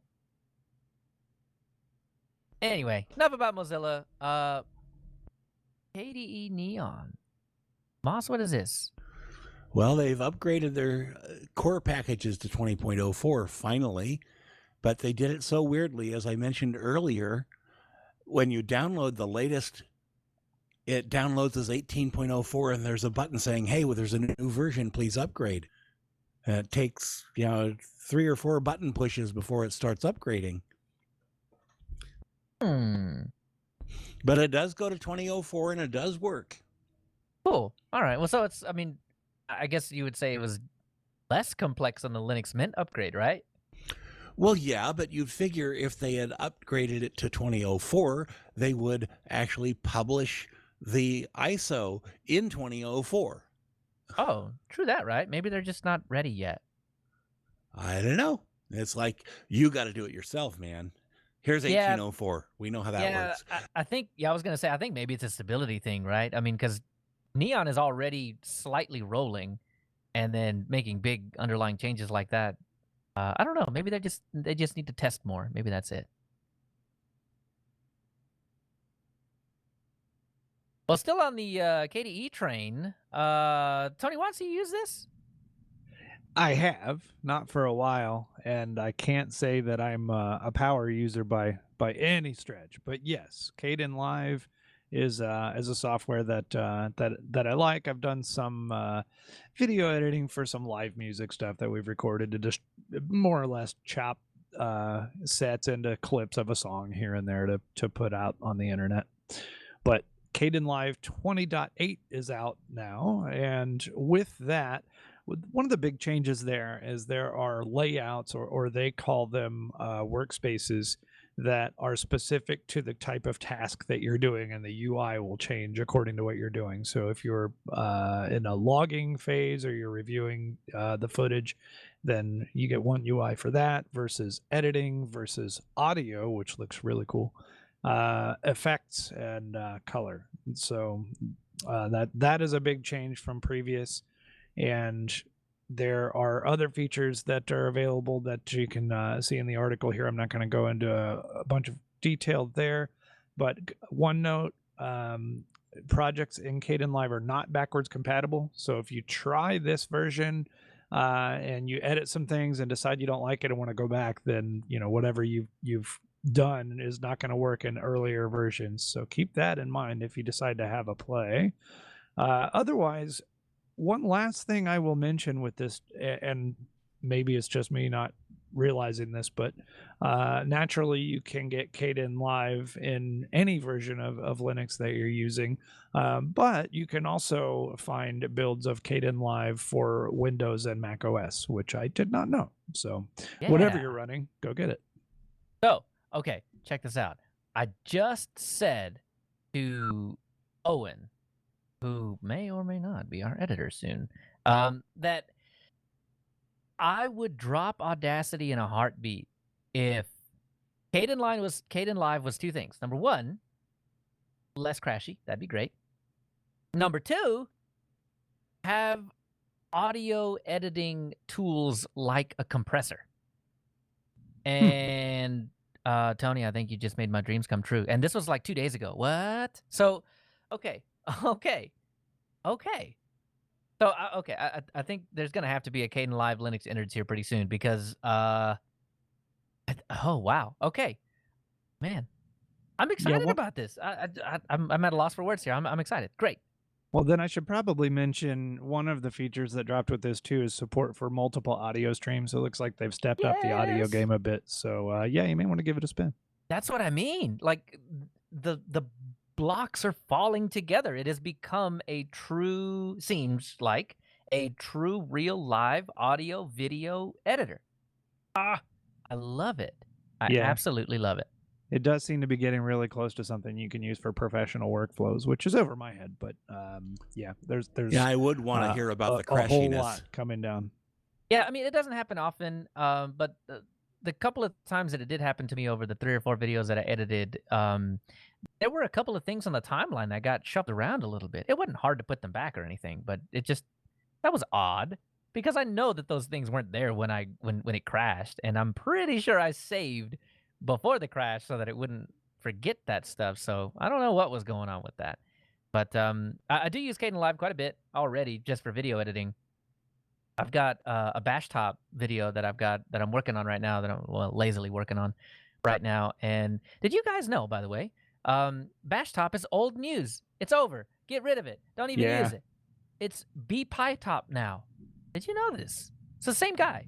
He just redid everything to use psutil and Python instead of using bash and a couple other tools. What was the systat stuff and the what was the other one? Oh, LM sensors. So he rebuilt it in Python, and it's faster, and it uses less memory. So I did a video on that too. So I've got them. They'll both be coming out back to back. Interesting. Another that I haven't really played with that was discussed on Ubuntu podcast on the latest episode is NVTop. So that's another one to check out too. Ooh, I'll give it a look. Maybe I'll drop that and check this out. Heck yeah. Well, the reason I was doing the videos on BashTop and bpytop is that to get the fullest features out of it, you got to compile it.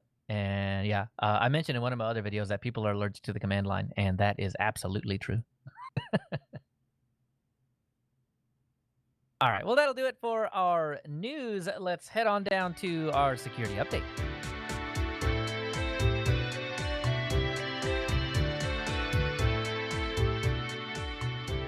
And oh, what a security update it's going to be.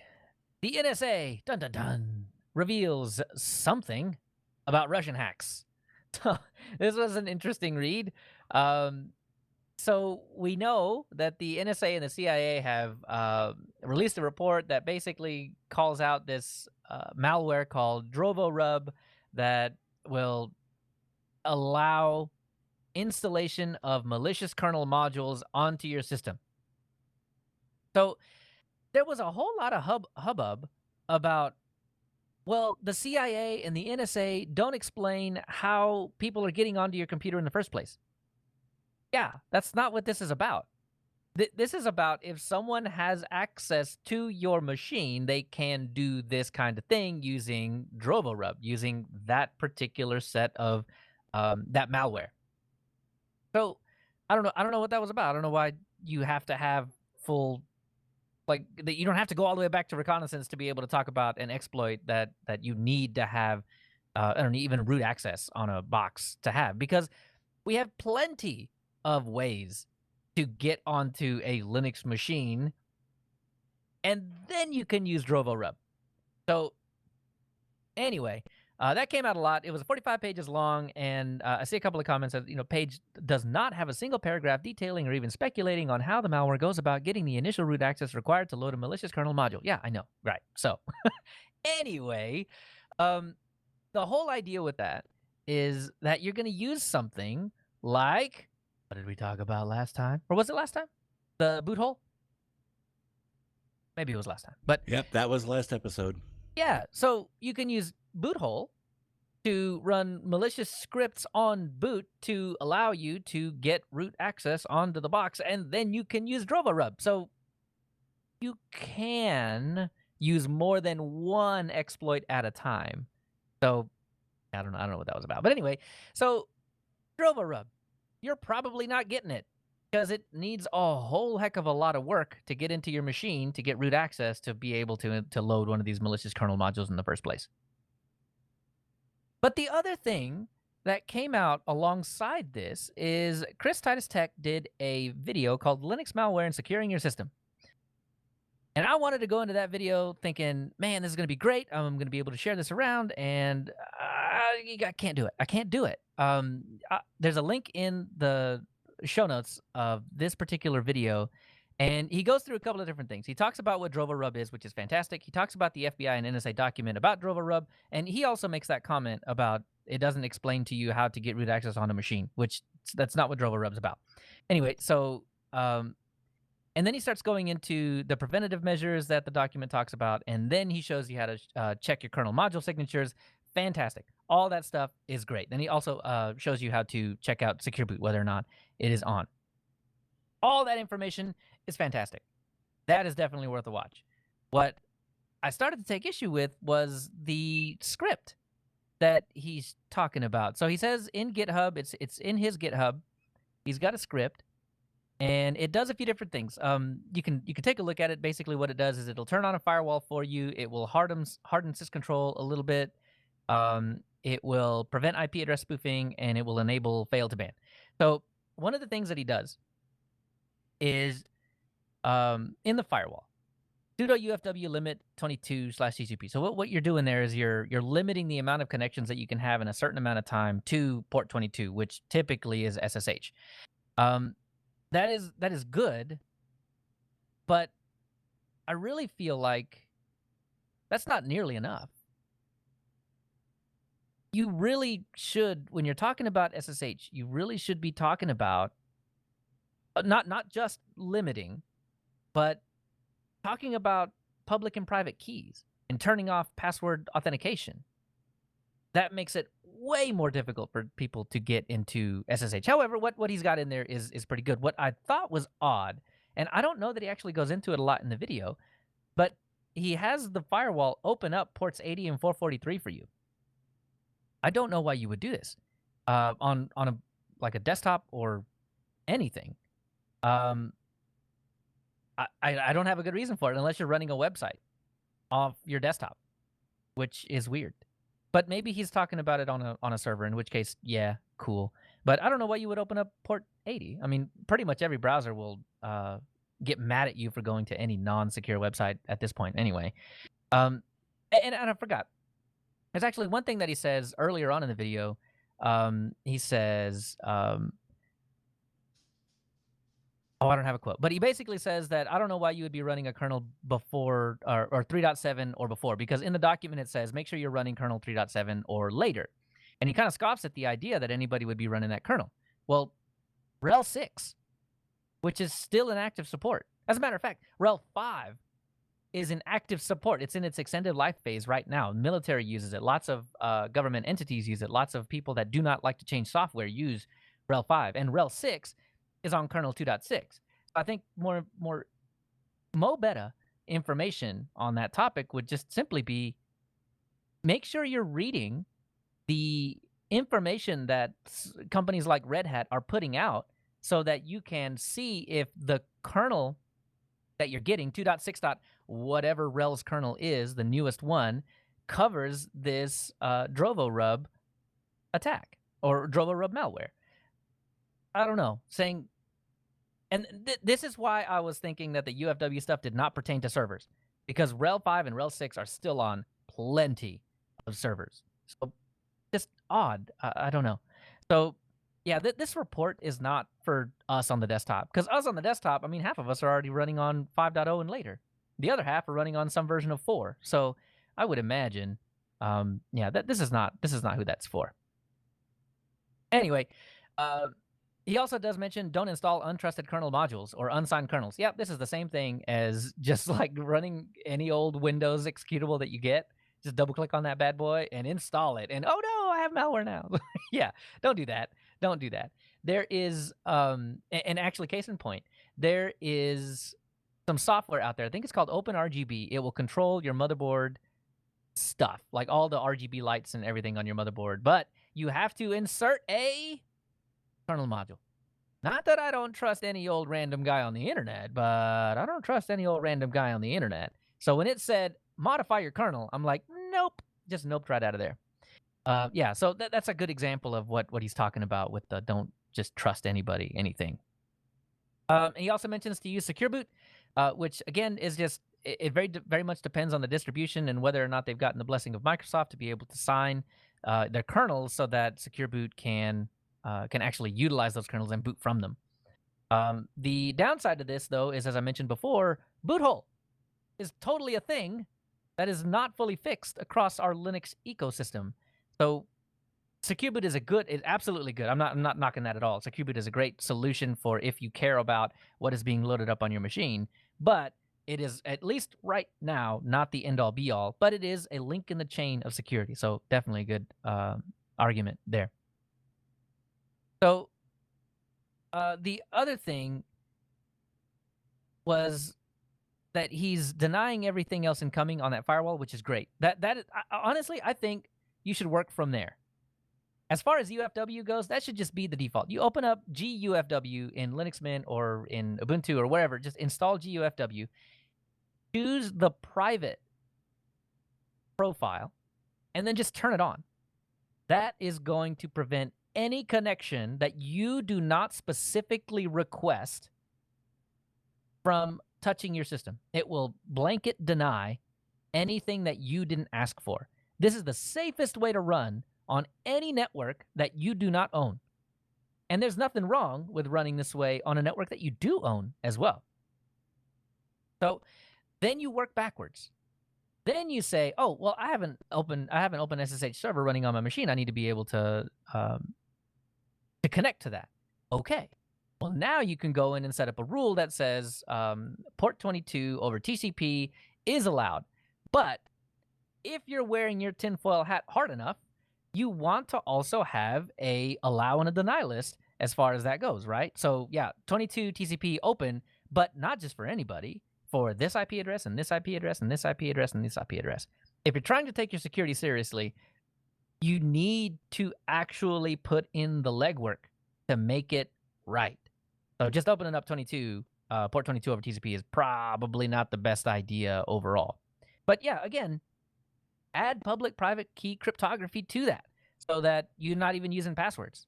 You're using a secure file. Well, a file that hopefully you're keeping secure.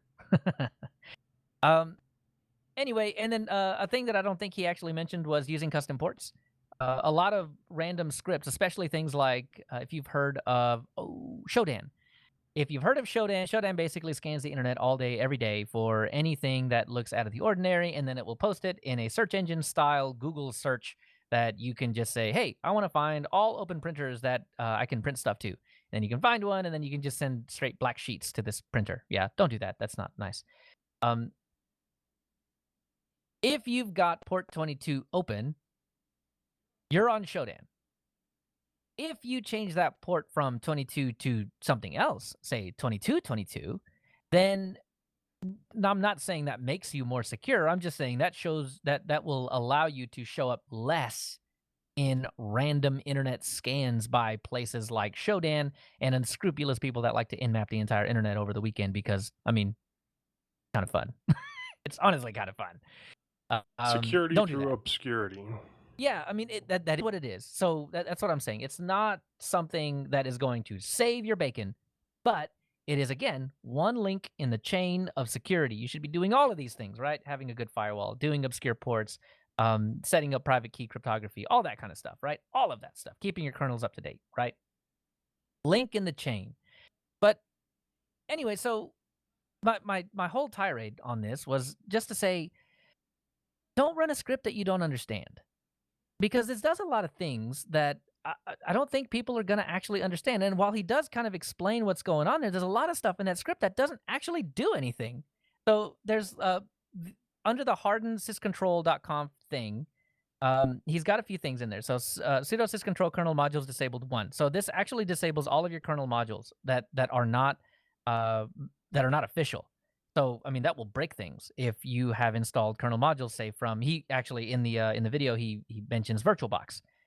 Yeah, you've got to compile. DKMS has to deal with all the kernel modules that VirtualBox brings in every single time you have a kernel update. And if you turn that on, it breaks that. So again, if you don't understand what you're doing there, this is going to actually break things on your system. And then the next couple of things, he's got sudo syscontrol-a and sudo syscontrol-big A. Well, big A is just an alias for little a, and all that does is list modules. I don't know why that would be in a script other than to just show you what you're doing. Yes. Yeah, and then there's another command down there that is going to use names that most Ubuntu people do not have. So it's changing the configuration of IPv4, but it's referencing the network interface as ETH0.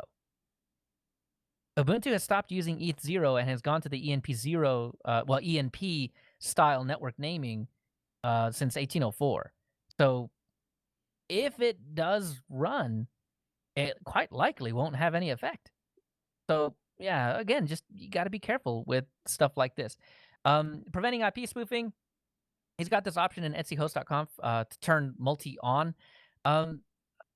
It allows multiple IP addresses to be associated with a name. I'm not quite sure how that prevents IP addressing spoofing. There is a no spoof option that you can turn on that does a little bit more close. It's a little closer to what I think he's talking about there. And then he goes down further and enables fail to ban, which is a fantastic utility. This one I wholeheartedly agree with. Definitely just install it. If you've got SSH open on the internet, you just install it. The defaults to fail to ban on SSH, it is enabled for SSH by default if I remember correctly. And I think it limits it to 5, and then it'll ban your IP address for a couple hours. So fantastic. The fail to ban is a fantastic tool. But again, fail to ban is a very complex utility as well. So again, there's just no easy button for security. And I think that's really what I'm getting at on this. This is good advice. He's giving pretty good advice overall in this video. I think the issue I'm really taking with it is that there is no one size fits all. There is no script that you can download and run on your computer and then just feel confident, because quite likely it will break things. And not only that, quite likely it is just security theater. A lot of times you just feel good about it, but yet you're not really protecting yourself as well as you should be. So if you care about your security, if you care about Drovarub, if you care about all of this stuff, then you're going to have to spend some time learning about what these things do so that you don't just run some random commands that you have no idea what effect they're having on your machine. Anyway, I'll get off my high horse now because I do some really dumb things. Back to the low horse. Yeah. Let's get on the low horse and let's be real for a minute. I just disabled all of the Meltdown Inspector mitigations on my laptop to get more horsepower out of it. So, this is coming from a guy that doesn't really practice what he preaches a lot of times. So, this is not me being holier than thou. This is just, maybe read over that script and understand what it does before you do it. Yeah. So I will give an Yeah, we excuse for haven't that. even gotten into the whole balance between security and usability.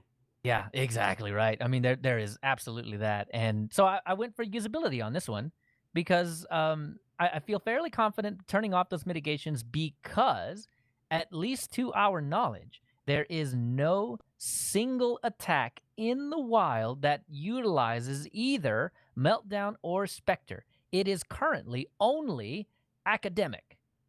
So it works, but no one has been able to use it in the wild that we know of, right? But that's the whole point of 0 days, right? That we know of.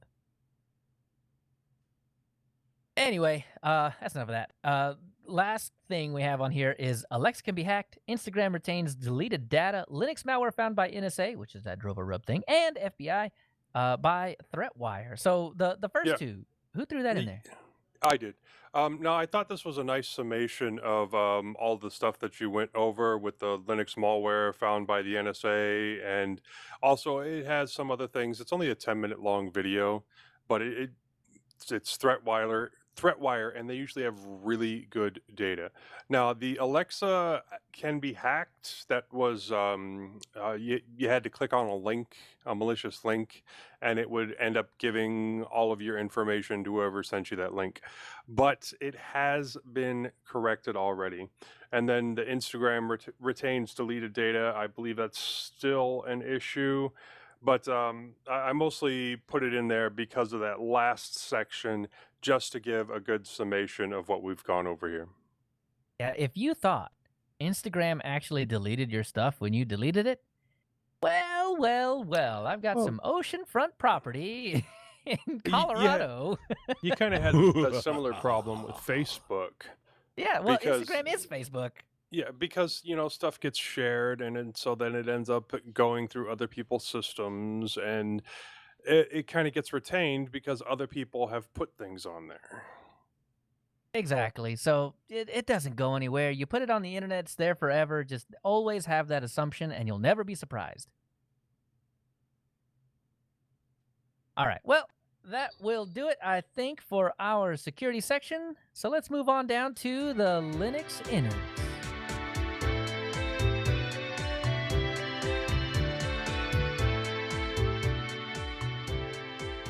I don't know. I really got on that security one. So Linux innards, yeah. Let's talk about DroidCam. Joe, tell me about this. You're up first in the list. Yeah. I think that's just because I started typing first. Now, I did test out DroidCam specifically because I wanted to be able to talk about it on the show today and talk about another app that I am more familiar with from using it in the past. In my testing of DroidCam, the setup on the phone is super simple. It's, install an application.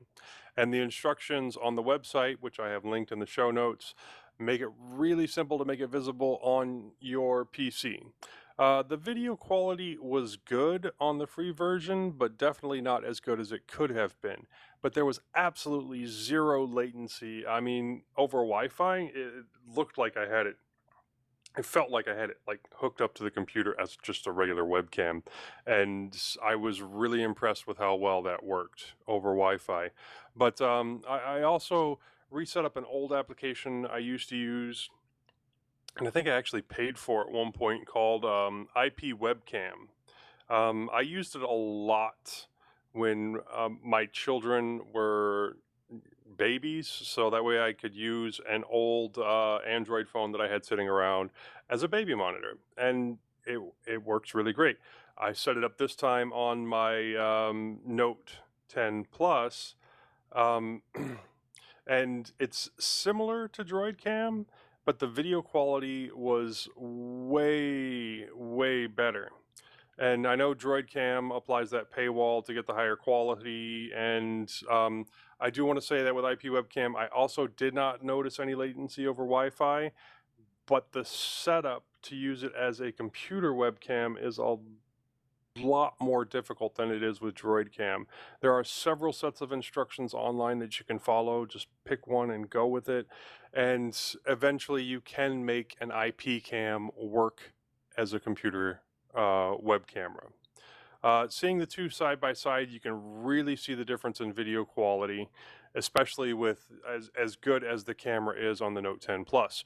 And another thing that I noticed is that with IP webcam, while it was streaming, I could switch from the front camera to the back camera. And with Droid Cam, I could not. You had to close out of the stream from the PC and then switch cameras and then turn it back on. Now, with these two applications, I'll probably end up using Droid Cam just because the setup is easier on the PC side. But I'm thinking that it would be a really good way to make YouTube videos with a high quality camera. So you can see what's going on from your PC and either record it from your PC or record it from your phone while streaming it to the PC. I don't know if that would work because I know Android has some limitations when it comes to multiple applications accessing the camera at the same time. But it would definitely be something to check out. And that's really all I got there. Except I'm running out of excuses to not make YouTube videos. See? Okay. All right, man. We have a friends column in the mintCast YouTube. So when you do fire that up, let me know. I'll add a link. Okay. So I've been using Droid Cam for, yes, it's about 6 months. It's Tony Watts' fault. He mentioned it once, maybe a year ago or something like that, and it just kind of was kicking around in my head, and I'm like, I don't really have a use for a webcam anyway. And then I found out that the webcam on my laptop died. I don't actually know that it ever worked because I didn't care about webcam when I bought my laptop, so I never thought to check and see if it actually worked. So it may have just never worked. But anyway, it doesn't work now. And I started going on Biddle, and well, they don't require a camera or anything like that, but it's nice to have one. I think it helps with participation. But anyway, so I'm scrambling trying to figure out, well, how the heck do I do a webcam anything if I don't have a webcam? So at least for the first one, I used a Mac. But yeah, I know. Shh, don't say that. Don't tell anybody. But after that, I started looking into, because I remembered Droid Cam. I thought it was Camdroid for the longest time, and I was like, I can't find it. And I think I asked Tony, and then he told me. So yeah. Anyway, so now Droid Cam, and it worked well. I have a Nexus 6P that is just kicking around that I keep charged up just in case I need. I don't know, no real reason to be honest. And so I was like, well, okay, Droid Cam, I got that. Turn on dev mode, make it all work. And it's fantastic. The installation is a little cumbersome though. It is just weird. You got to compile it yourself. So first things first, install build dash what? Let me do that again. Install build dash essential, and that will bring in all the tools that you need to be able to compile software. And then from the rest of it is just on their website, which is basically just download the software, cd into the directory, and then run, let me see, sudo space / install. That's it. That's pretty much it. It looks like more steps and harder steps than it actually is. You can skip. You wouldn't believe how much that command annoyed me the first time I saw it, because that didn't used to work. What's that? The sudo dot slash didn't used to work. You used to have to do sudo bash and then the name the executable if you were going to use sudo. I see. Yeah, okay. Oh, yeah, maybe that's just an environmental thing. How weird. And it works now, because I did try it the way they suggested, and I was really surprised that the first time I tried it, it just worked, because I got really used to using / without the sudo, and then when I tried to switch to sudo, it annoyed me that I had to switch to using sudo bash, and then now I have to switch back. Although sudo bash still works. Right. Okay, so I'm gonna format that, but I did put the instructions in the show notes here, so just in case anybody wants to know about it, it's there. So yeah, you download it, you check the checksum. You don't have to do that step, and then unzip the DroidCam zip and then go into the DroidCam directory, and then sudo./install will take care of the rest of it for you. And then at that point, you are able to just in the terminal go just type in DroidCam. Ta-da! DroidCam shows up. So it's super easy to do at that point. Forgot one. The sudo./install tac sound. Oh yeah, so I don't need sound for mine because I have, the microphone that I'm talking to you on right now, and I didn't spend a whole ton of money on that to not use it. But yeah, if you're in a situation where you don't have a mic, yes, the newest versions of DroidCam do support sound, and I know that was something that one of our listeners was waiting for. So yeah, hop on it now, whoever you are. I can't remember. Sorry. It's all good now. So yeah, at that point on your Android device, you install DroidCam there as well, and then just run it. That's it. Well, yep. And I do want to mention that this will add, I don't want to call them dummy the tacs in your input and output. So if you go to sound settings, it will show the blank ones, even when you're not hooked up to your Android phone.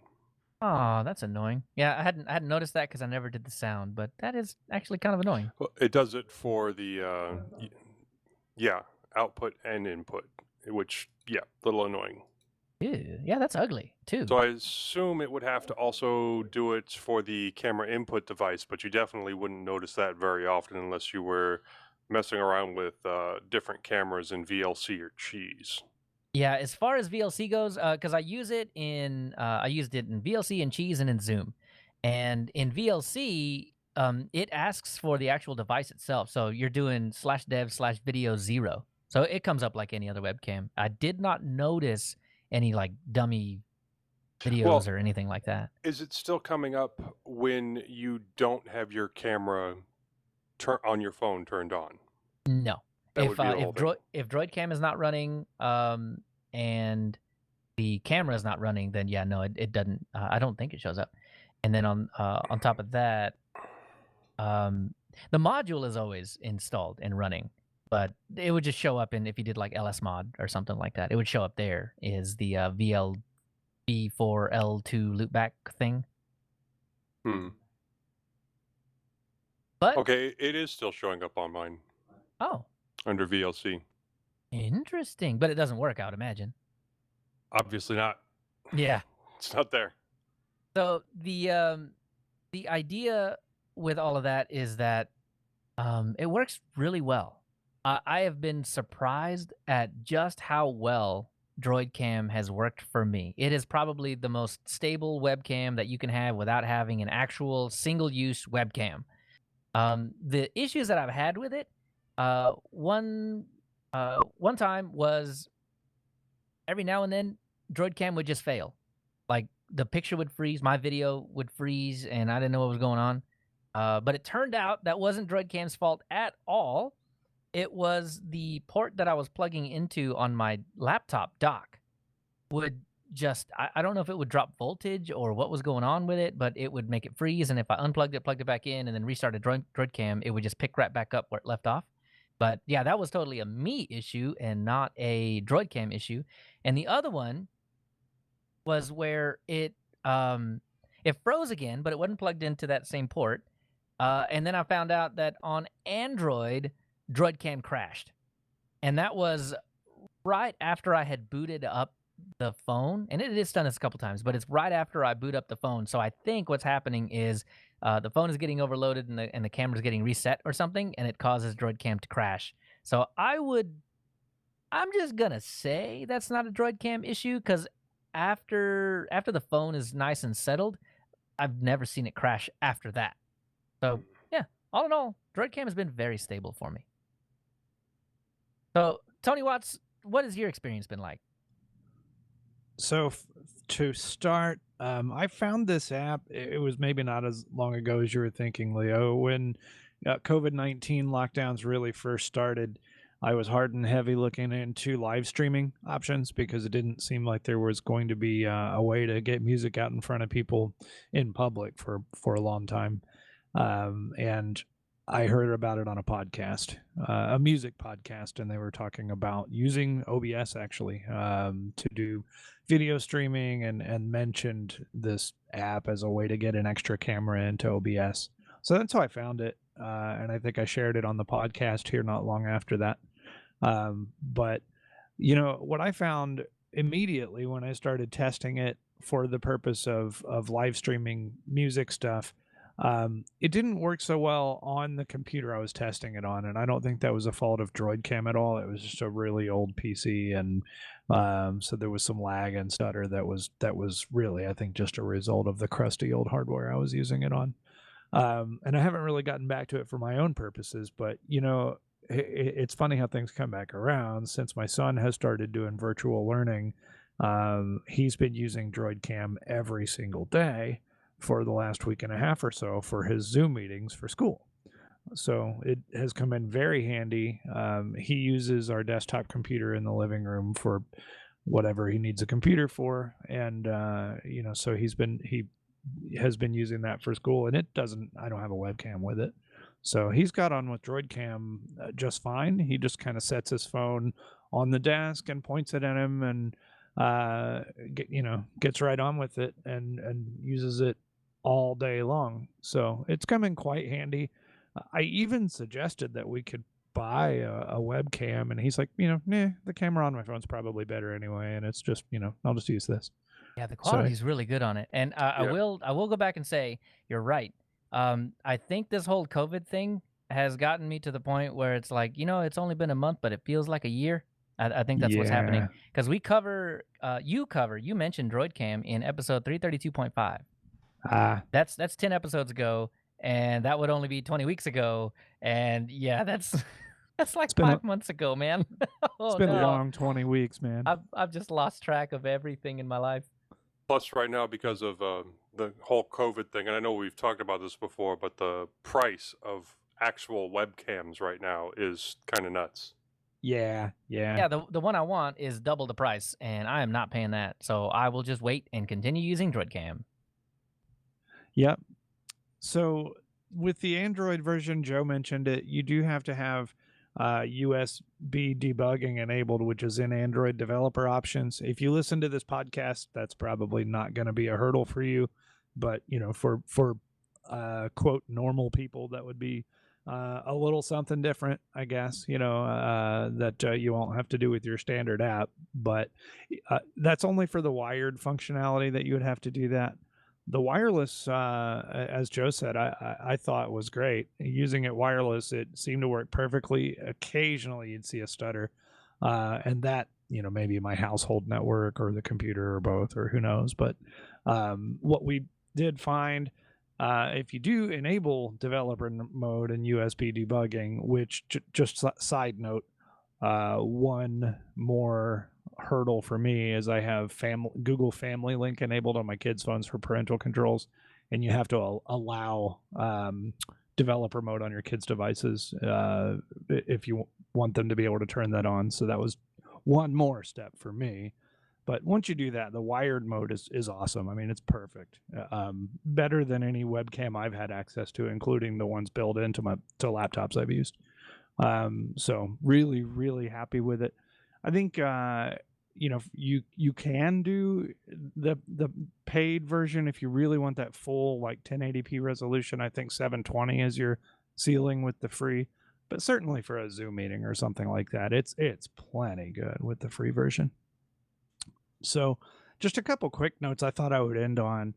You may be thinking, well, why do I need this? And maybe you don't have a use for it, but there are uses you might not have thought of. So obviously, if you have a computer without a webcam and you want to add on a webcam and you just happen to have one in your pocket, coincidentally, that's a no-brainer. That's a really great use case for this. But let's say you have a webcam on your computer and it's just not that great. The one on your phone is almost always going to be better. So that's just another option to give you a little bit better video. So you never know. You may want to try it out. You may like it better than the one you have access to already. And then one last thing, and this kind of ties into the live streaming with OBS Studio. if you're doing live streaming, or pick your favorite program that you used to do that with. Maybe you have one video source and you want more. You can certainly get fancy with OBS Studio, and you can switch between multi-camera angles, and that does add a little bit to the professionalism of the video. And you can do that with however many phones you have laying around. Yeah, I think that's your limit. Haven't researched that hands-on, but I think you could potentially get 3-4 video camera angles into OBS with different phones using Droid Cam. Again, haven't gotten my hands on that, but I don't see why not. So that's been my experience. It's been pretty good. What about you, Tony Hughes?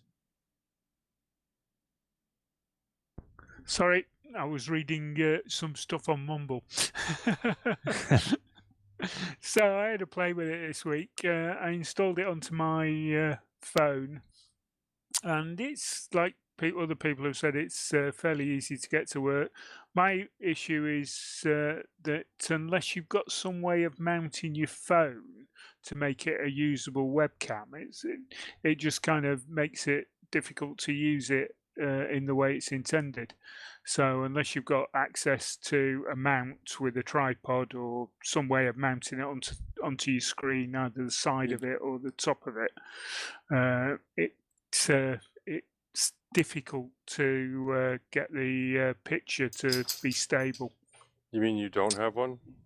No, unfortunately Tripod with the phone adapter? I got like 15 of them, I swear.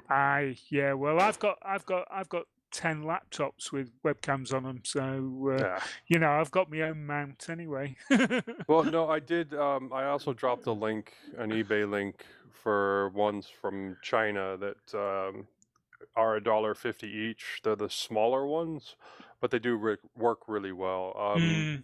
My kids take ASL, American Sign Language, in school, and so they have to record themselves signing things as homework. So it's pretty cool. Yeah, they'll set up the tripod and their phone, or I even have a couple for tablets. So they've been able to do that to get their homework turned in.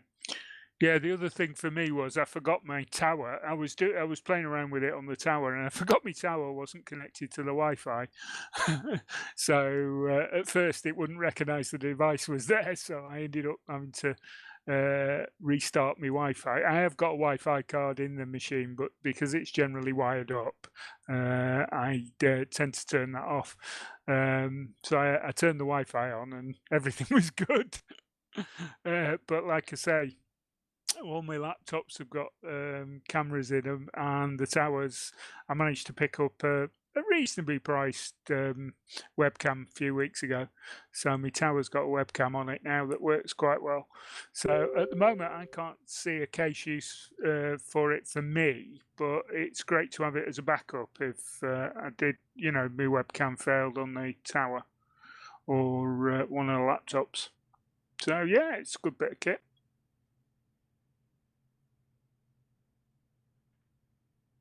That's it from me. Awesome. Any last thoughts on Droid Cam? Pretty it good. Works. Yeah, it does, and very well. Love it. All right then. Well, let me find my transition music. There it is. Let's head down to vibrations from the ether.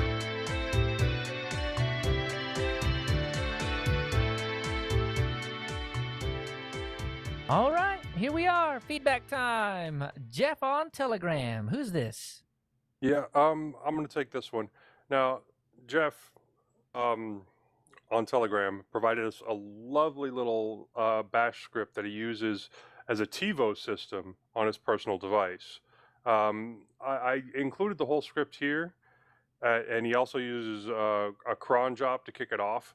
I'm not going to go over it line by line, but basically it kicks off a Chrome window, opens a specific website, pauses for 5 seconds, exports the active window, isolates a specific section of it, it looks like, and then records it with OBS.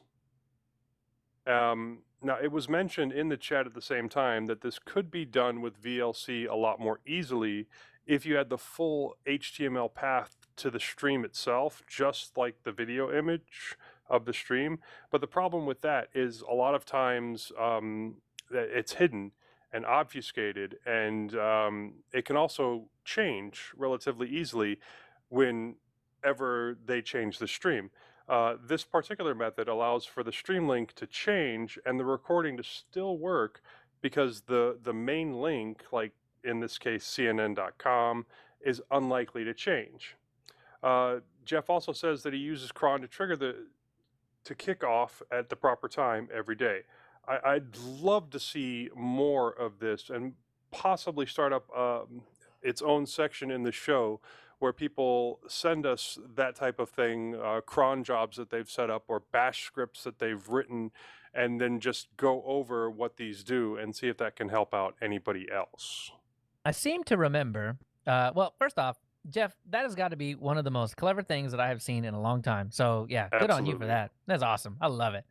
The other thing is, do you not remember back in like episode 2 before us, 2 whatever? That's what the image used to be. We used to talk a lot more about commands.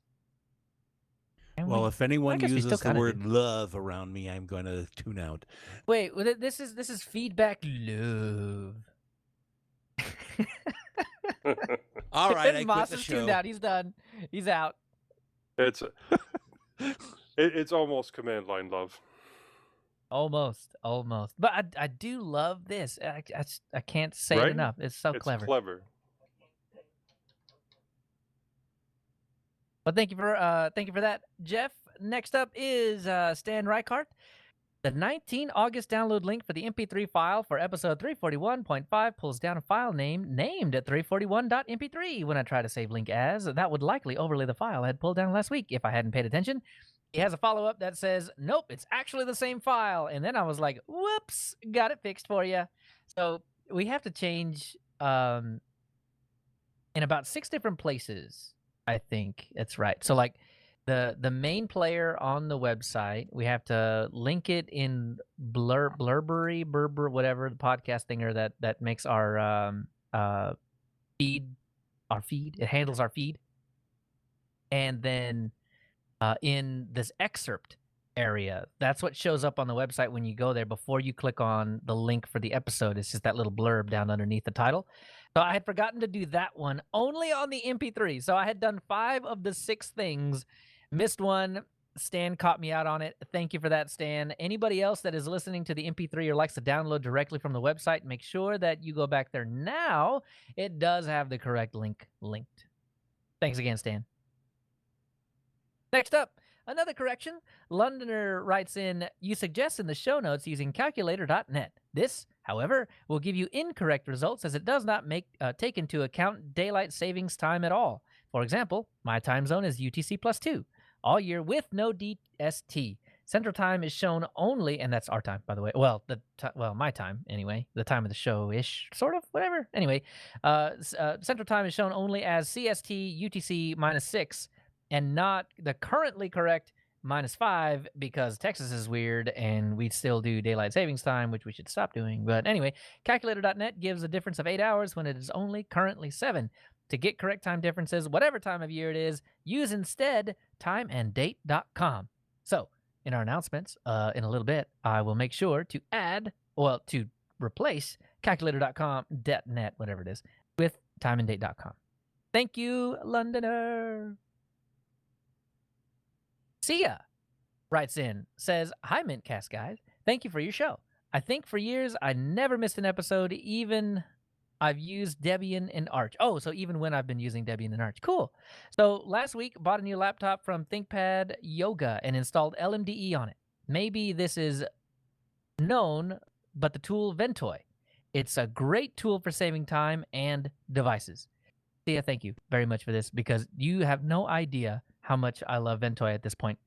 We talked about it. I'll have to look up the episode we talked about it on, but we did mention it a couple separate times. But this gives us another opportunity to say, if you're booting multiple systems, go get Ventoy. It will save your life. And everyone has just taken a few shots in the last minute here. Yeah.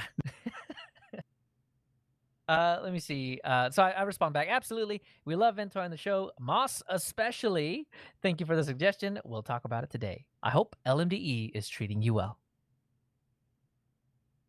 Here it is. Tony Watts, I'm going to have to, in post, Tony Hughes in post will have to add the John Wallace saga, but for those listening on the live stream, Tony Watts, you're going to have to take it away. Oh, yes. The John Wallace saga. Woo!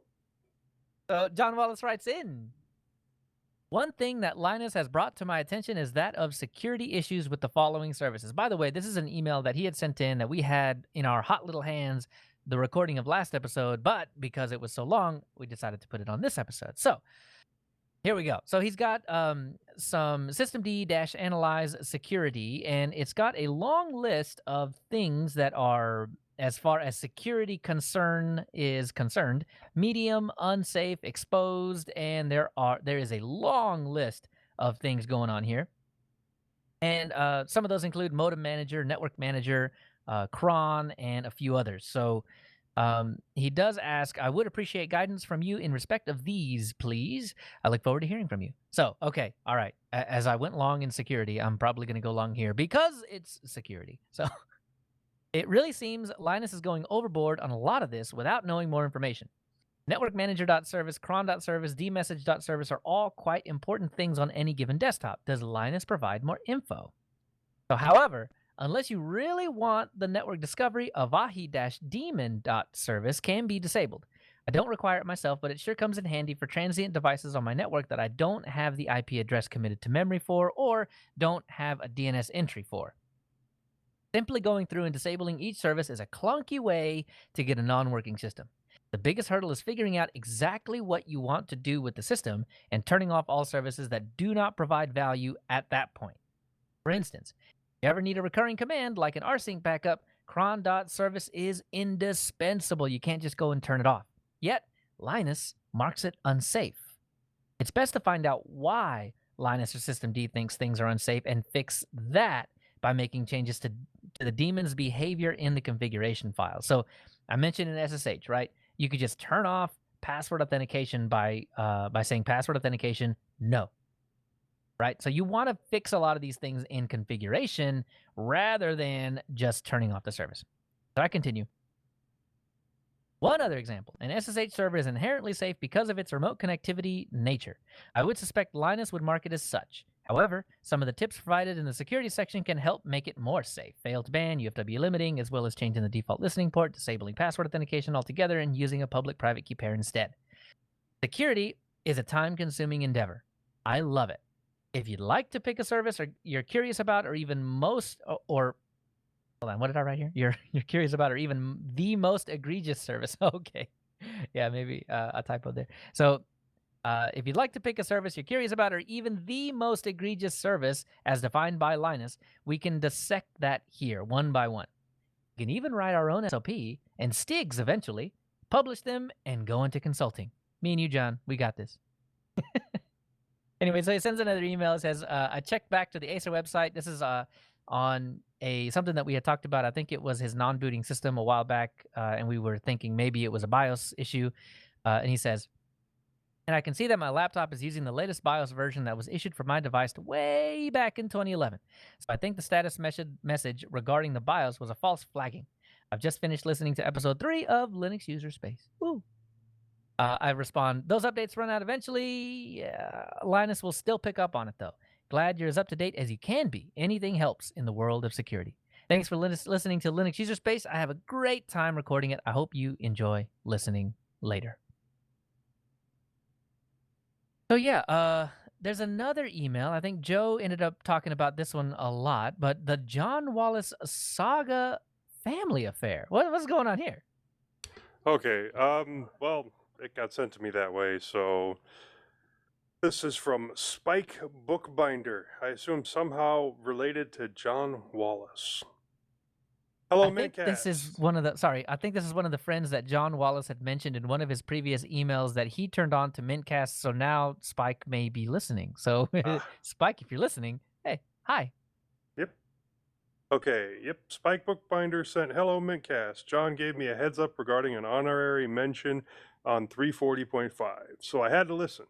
In fact, I'm regularly listening to the show as part of my weekly podcast regime, AntennaPod on Android. The format and substance of mintcast works extremely well. Content to engage with and presented in a style that is both professional and entertaining. Nice work, dudes. One criticism: gender imbalance.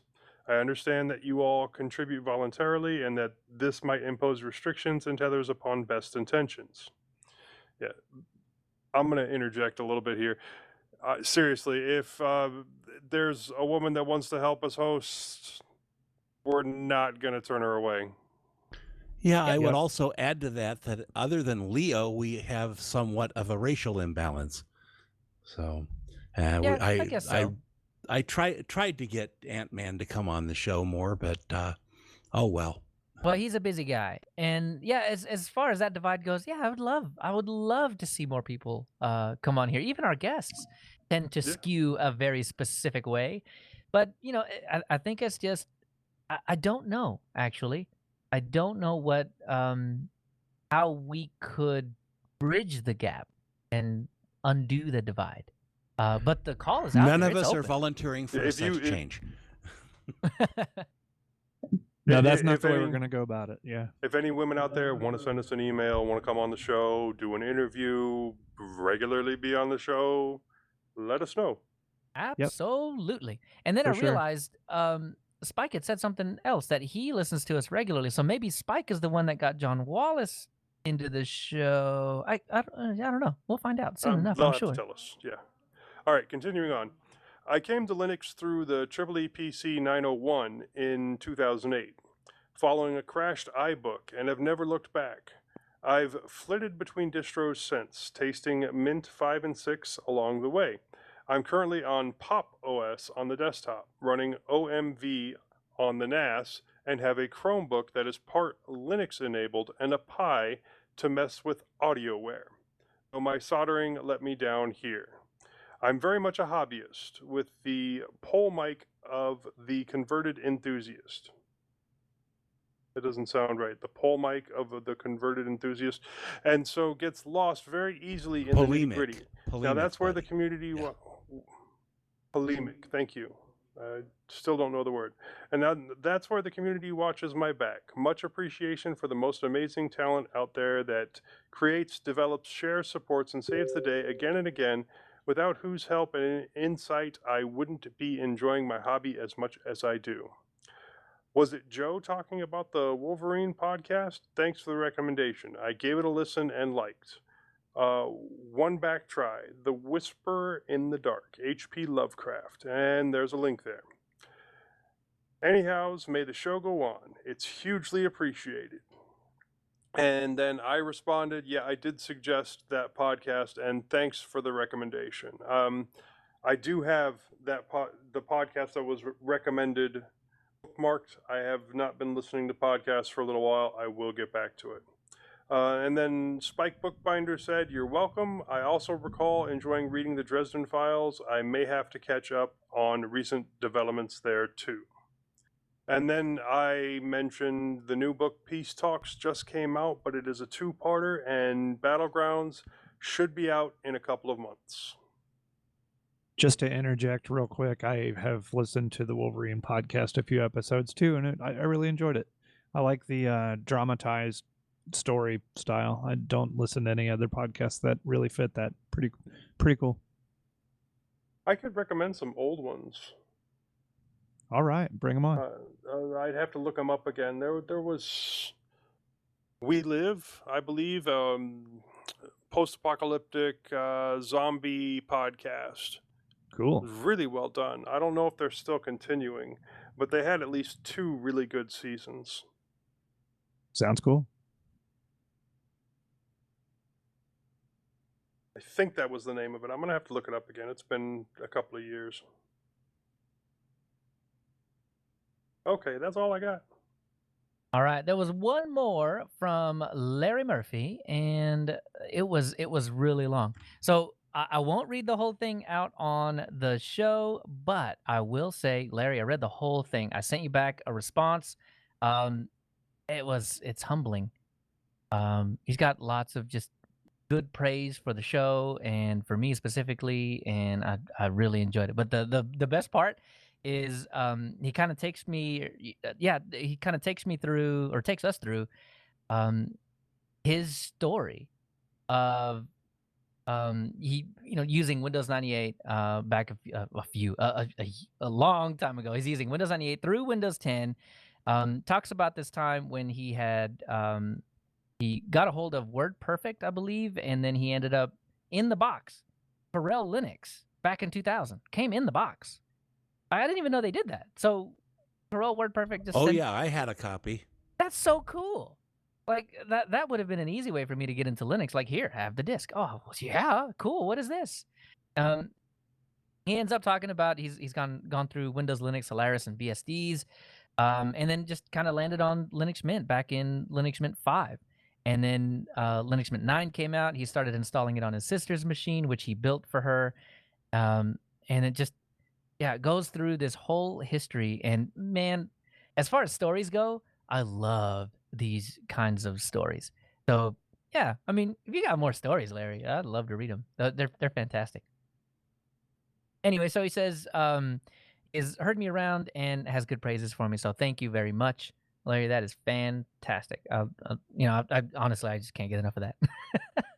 But other than that, he mentioned to tell Moss that at one time on his Linux box, he multi-booted 21 different distros that included Gentoo, Debian, Red Hat, SUSE, Ubuntu, Robe Linux, and Fedora, and others that he doesn't remember because that was over 6 months. So, Hey, Moss, I what is can't your high remember score? what I've got on my system now. What's your high score? 21 seems I crazy haven't high. kept score, but I really think I probably haven't had more than 8 distros on a single machine. Actually, I only have 7 on my desktop right now, but I have an 8th partition ready. I think I'm running more distros right now between the 2 machines than I ever have. I've got, let's see, I guess I got 12 distros running and 2 partitions open, 1 on each machine. Wow. So 21 is the number to beat. Wow. That's going to go in the mintCast Hall of Fame. I've been saying all along that with a 1 terabyte hard drive, I could easily put 20 or 50 distros on it. There's plenty of room as long as you're keeping your files on an external. But boy, trying to keep them updated would be killer. Yeah, that's the thing, right? Like I even put in my response that I couldn't even keep track of more than 2. Like I have 2 on my machine now, but they're on separate disks and they own the whole disk. Oh man, doing partitioning and all that stuff would just blow my mind. So I tend not to do it. He also mentions that he has 15 terabytes of drive space. So does anybody have more than 15 terabytes? Nope. Yes. I'm going to take that as 15 terabytes of usable, not counting backup drive space. How about now? Ooh, what do you have? Or how much? Okay, I have an 8 terabytes, 2 4 terabytes, 2 2 terabytes, a 1 terabyte, and a 500 gig. Woo. So all on my NAS, I have 3 4 terabytes, so 12. I'm close, Larry. I'm close. But you got me beat by 3 terabytes. I've been looking at buying another disk. My little my fractal case. It's the little cube case that they have. You can fit up to 6 disks in it. I've got 1 SSD dangling. 3 4 terabyte drives, and I've got 2 terabyte drives sitting. They're a little on the older side, so I wouldn't use them for anything official. But that would put me up to, what is that, 16? So maybe I could get over 15. But right now I just got 12. So interesting. I love this. So we've got high scores now. Joe, you got to tally that up, and we'll put that on the Hall of Fame. And then multi-boot 21 distros has got to go on the Hall of Fame too.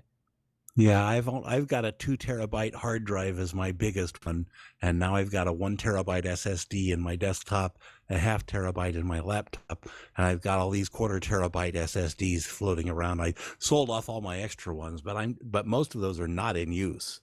Yeah. Oh, yeah. The 12 21.5. terabytes I've got are actually in use storing files. And not all of it's used, but got 12 total in use in my NAS. 21.5 terabytes. Woo! All right. We'll stick it up there.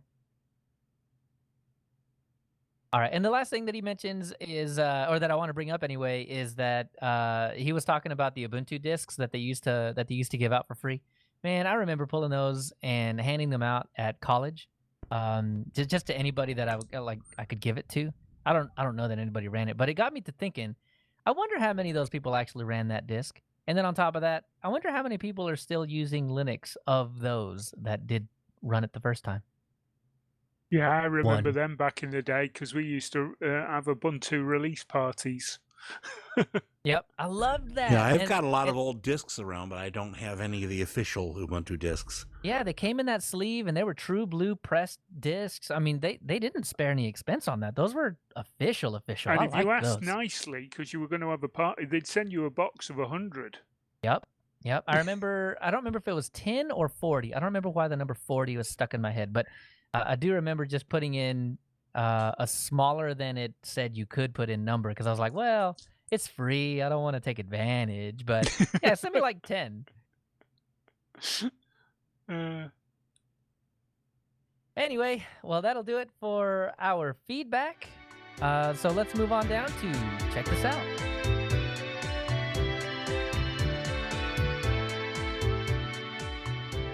So we got a couple of things in check this out. Moss, let's start with you. Well, all right then. I've found Linux Handbook. It's an ethical web portal from the same team behind its FOSS, the web's favorite Linux and open source portal, as its FOSS says. While its FOSS focuses on open source Linux news and desktop Linux, Linux Handbook focuses on the server side of Linux. I saw a couple of very useful tutorials on learn how to list your systemd services and bash command tutorials. And Always then I good also, stuff. yeah, always good stuff. I also found a little thing. Where is this? This is from Vitux.com. In Debian, find out which port number a process is listening on. And that was way over my head, but how does it ask you to do it? Does it use Netstat or SS? Netstat. Oh, okay. I think Netstat is actually deprecated in a lot of different distributions. So Netstat it would probably ask you to using do... LSOF. Oh, okay. So Method 3 using the fuser command. Oh wow, there's a bunch. That's cool. And then you can do SS space -L to do the same thing. I think it's SS. Okay. Isn't that right? I don't know. So anyhow, it's food for thought, and if I can get my brain working, I'll probably look at it some more. But I thought it was worth pointing out to our listeners because you never know who wants to use it. Good stuff.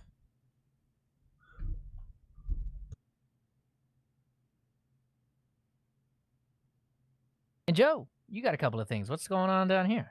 Yep.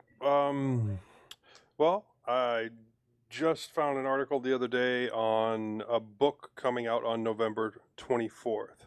That'll be Ready Player 2, the sequel to Ready Player 1. And this one will be coming out in audiobook at the same time, and that'll be once again read by Will Wheaton. So I'll definitely be trying to pick that up. And then I found that audio drama podcast that we were talking about earlier, that their main topic is post-apocalyptic and zombies, and it's called We're Alive, and I've put a link in here for it.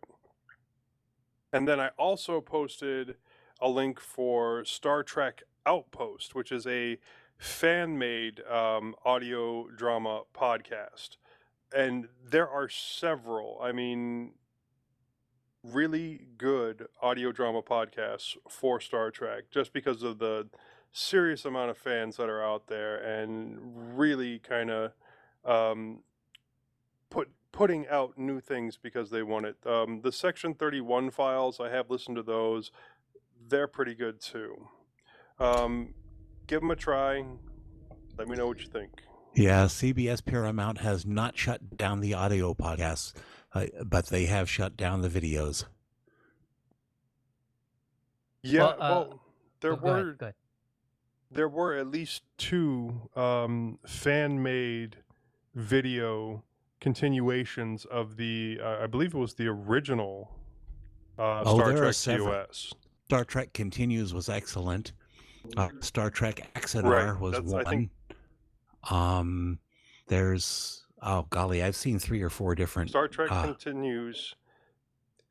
That took, what, 3 or 4 years for them to come out with the 10-episode season? I think they're 11 episodes. 11-episode season. Well, the last one is a 2-parter, so you could call it 10 episodes if you wanted to. Okay. Russ, what's his name, did a couple of movies. The guy that played the Black Vulcan. My brain's gone here. Like I said, every time I don't have it written out for me, I can't think. But yeah, there were several series out there, and they finally said, okay, no more. And everything shut down. They finished up what they were finishing up. Axanar is trying to continue, and there's actually a whole new series that's starting up with a lot of the original actors and a lot of really, really top-name actors that's not really Star Trek, called Space Command. You should check that out on YouTube. Moss, I will mention, I did figure out what it was. So to add to that list of NetStat and LSOF and all that other stuff, you can do SS space dash L4 for listening on IPv4 and L6 for listening on IPv6. So, just to add to the list.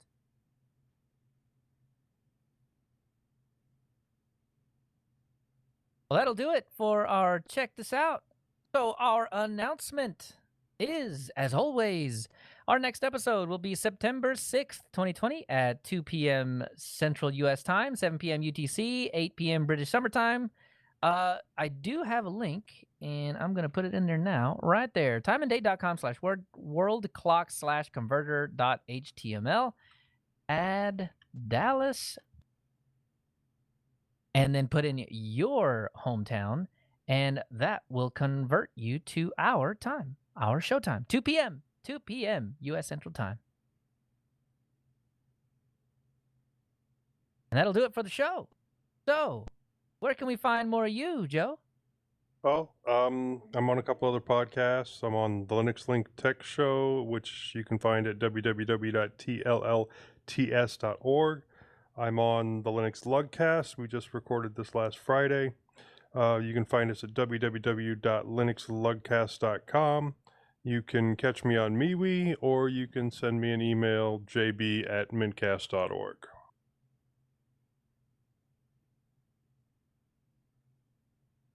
And Bo is not here this go around, but you can find him at undercastnetwork.com. Hey, look, I didn't say the. Nice. Moss. Well, you can find me at itsmoss.com. Triad Barnet College, Peaceful Hippo, Distro Hoppers Digest. I'm on MeWe. My music's on Bandcamp and my own YouTube channel and Robert Warren's YouTube channel. You can email me, moss@mintcast.org, or distrofoppersdigest@gmail.com. And the COVID money is running out, people. I'm down to my savings, so please, I do have a sponsor if you feel so inclined. Tony Hughes. Yeah, you can find me at Hacker Public Radio. I'm host ID 338. I've just started that article series on Full Circle magazine, so go check that out. Do an occasional blog, very, very occasional, at tony-hughes.blogspot.com. I'm on Twitter, TonyH1212, and you can get me at distrohoppersdigest@gmail.com and th@mintcast.org. And Tony Watts. You can email me at tw@mintcast.org. You can check out my solo acoustic stuff at facebook.com/TonyWattsMusic. Although if I'm going to continue plugging that, I should probably get some new content up there. I'll work on that. Echoes of Savages, the band, at all the internet places. And Josh isn't here this time around, but Josh at mintcast.org, Josh at edgyblocks.org, and at all_about_code on Twitter. As for me, leochavez.org, probably about as sparse as Tony Hughes' blog. And at Leo Chavez on Twitter. I'm also on linuxuserspace.show. And you can get your 5-minute news digest at Full Circle Weekly News. Moss, I'm in August now. Yay! Woohoo!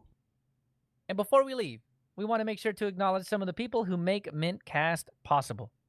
Londoner for his suggestion to use timeanddate.com. Josh for all his work on the website. Bytemark Hosting for hosting mintcast.org and our Mumble server. Archive.org for hosting our audio files. HPR for our backup Mumble server. Hobstar for the logo.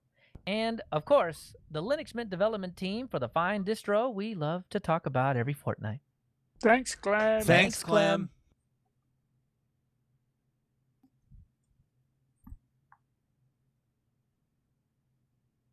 And cut. Hey, it's only 25 to 11 here. Yeah, I was noticing that, but I did not comment on it. Yeah, we're only at 2 hours and 22 minutes as opposed to 3 hours and 30 minutes. Yeah, Joseph Husak said, I thought you said it was going to be a short show. Little does he know. No, this is a short show. Exactly. Yeah, it's not 3 hours. Yeah.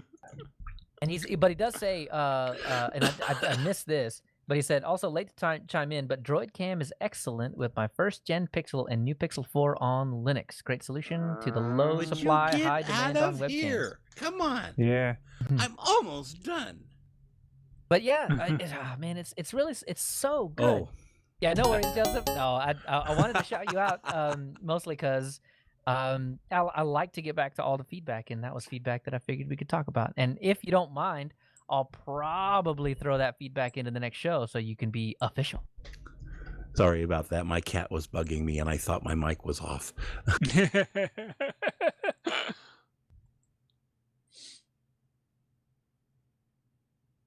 Let me see. Do we have a 343 show notes I can add that to? Not yet. It's No worries. usually I'll me or hang on to Moss it. that makes it. No worries. I can hang on to it. Yeah, either me or Tony. I have the file saved, so I was going to get that made after the show. Joseph, I hope I 343? said your name right.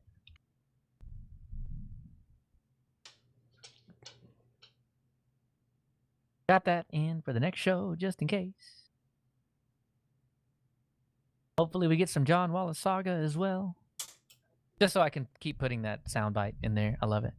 Yeah, we'll have to make something up on his behalf if he doesn't send anything in. I don't know what else to say. Don't get me wrong. I'll just bulk up the security slot if I have to. Leo, you said I was going to have to do the John Wallace thing, but I'm not editing the show this time. That's right. So I get to edit. Yay! I'll add it in. I did create an audio folder in the for 342. Inside audio. So you have to go to mintCast and then the audio folder and then 342 audio. Yeah.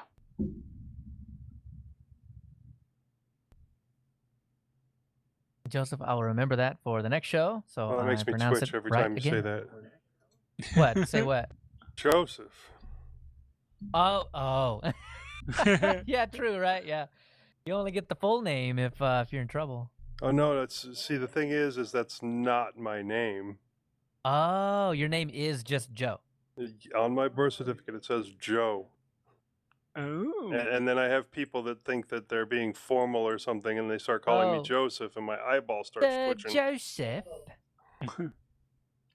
Ugh. I had I dated a girl for a while named Jenny, and that was her name. Like, not Jennifer. And she went through the same thing where it was people would call her Jennifer. And yeah, it would just irk her to no end because that's not her name. Ah, cool. Okay, so Joseph is Joe. So Joe. All right. You know what's Pardon funny me about while I this? freak out. I just saved my file and I went to upload it and I can't find it. But I'm sure it's here somewhere. Okay. You Yeah, can't it's find your around. file. Or you can't Just- find the folder. Just export it again. Where Well, was I've the already last place closed you it, but I left hope it? I saved that too. Oh, it would ask you if you didn't save it. All right. Well, I'll close this out. Mine's on the way to the folder at the moment in Drive. Thankfully, they've got slightly faster internet connection now, so it's only going to take about 5 minutes. Mine seems to have slowed down a lot. I mean, it's not as large as it usually is, but it's saying like 5 minutes to upload. If I'm at home, it's probably been uploaded by now. Normally mine would be too. I'm wondering what is throttling me.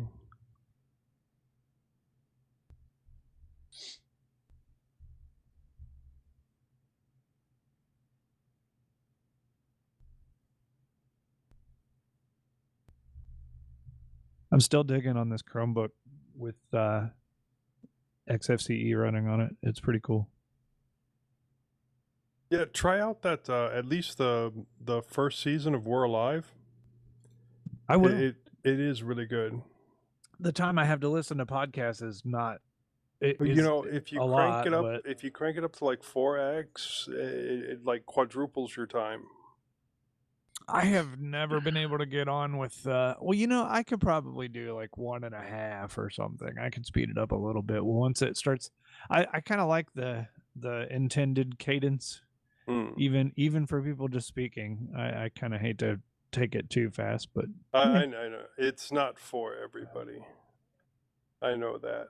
I will say there is one show that I do crank up, but I only crank it up to 1.5 because it's Security Now, and what is his name? Steve Gibson.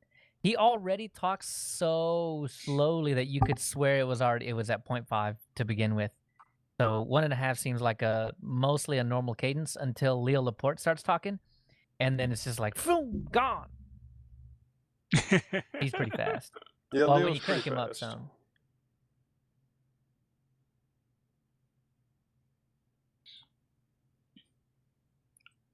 But But yeah, I mean evidently that means his ads are faster too, though. So that's nice.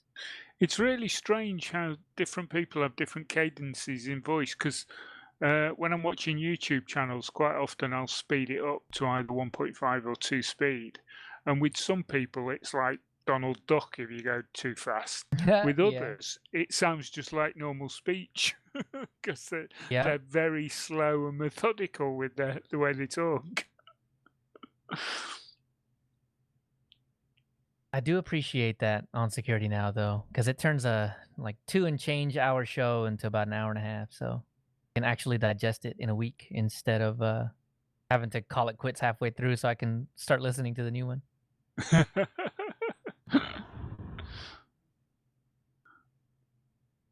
Right, I'm looking at that Outpost podcast, and I'm looking for the RSS feed, but don't seem to have one. I'm pretty sure there is one. Maybe they're Yeah, Apple I can't only. find it on the website. I'll probably go and look for it in my podcatcher. Okay, well, I did find my episode. I found the short mumble thing that got wiped out because we didn't need had it set wrong, mixed down, and I'm not finding the other mumble files. Well, here, I have the RSS feed. Oh, right, okay. We posted it.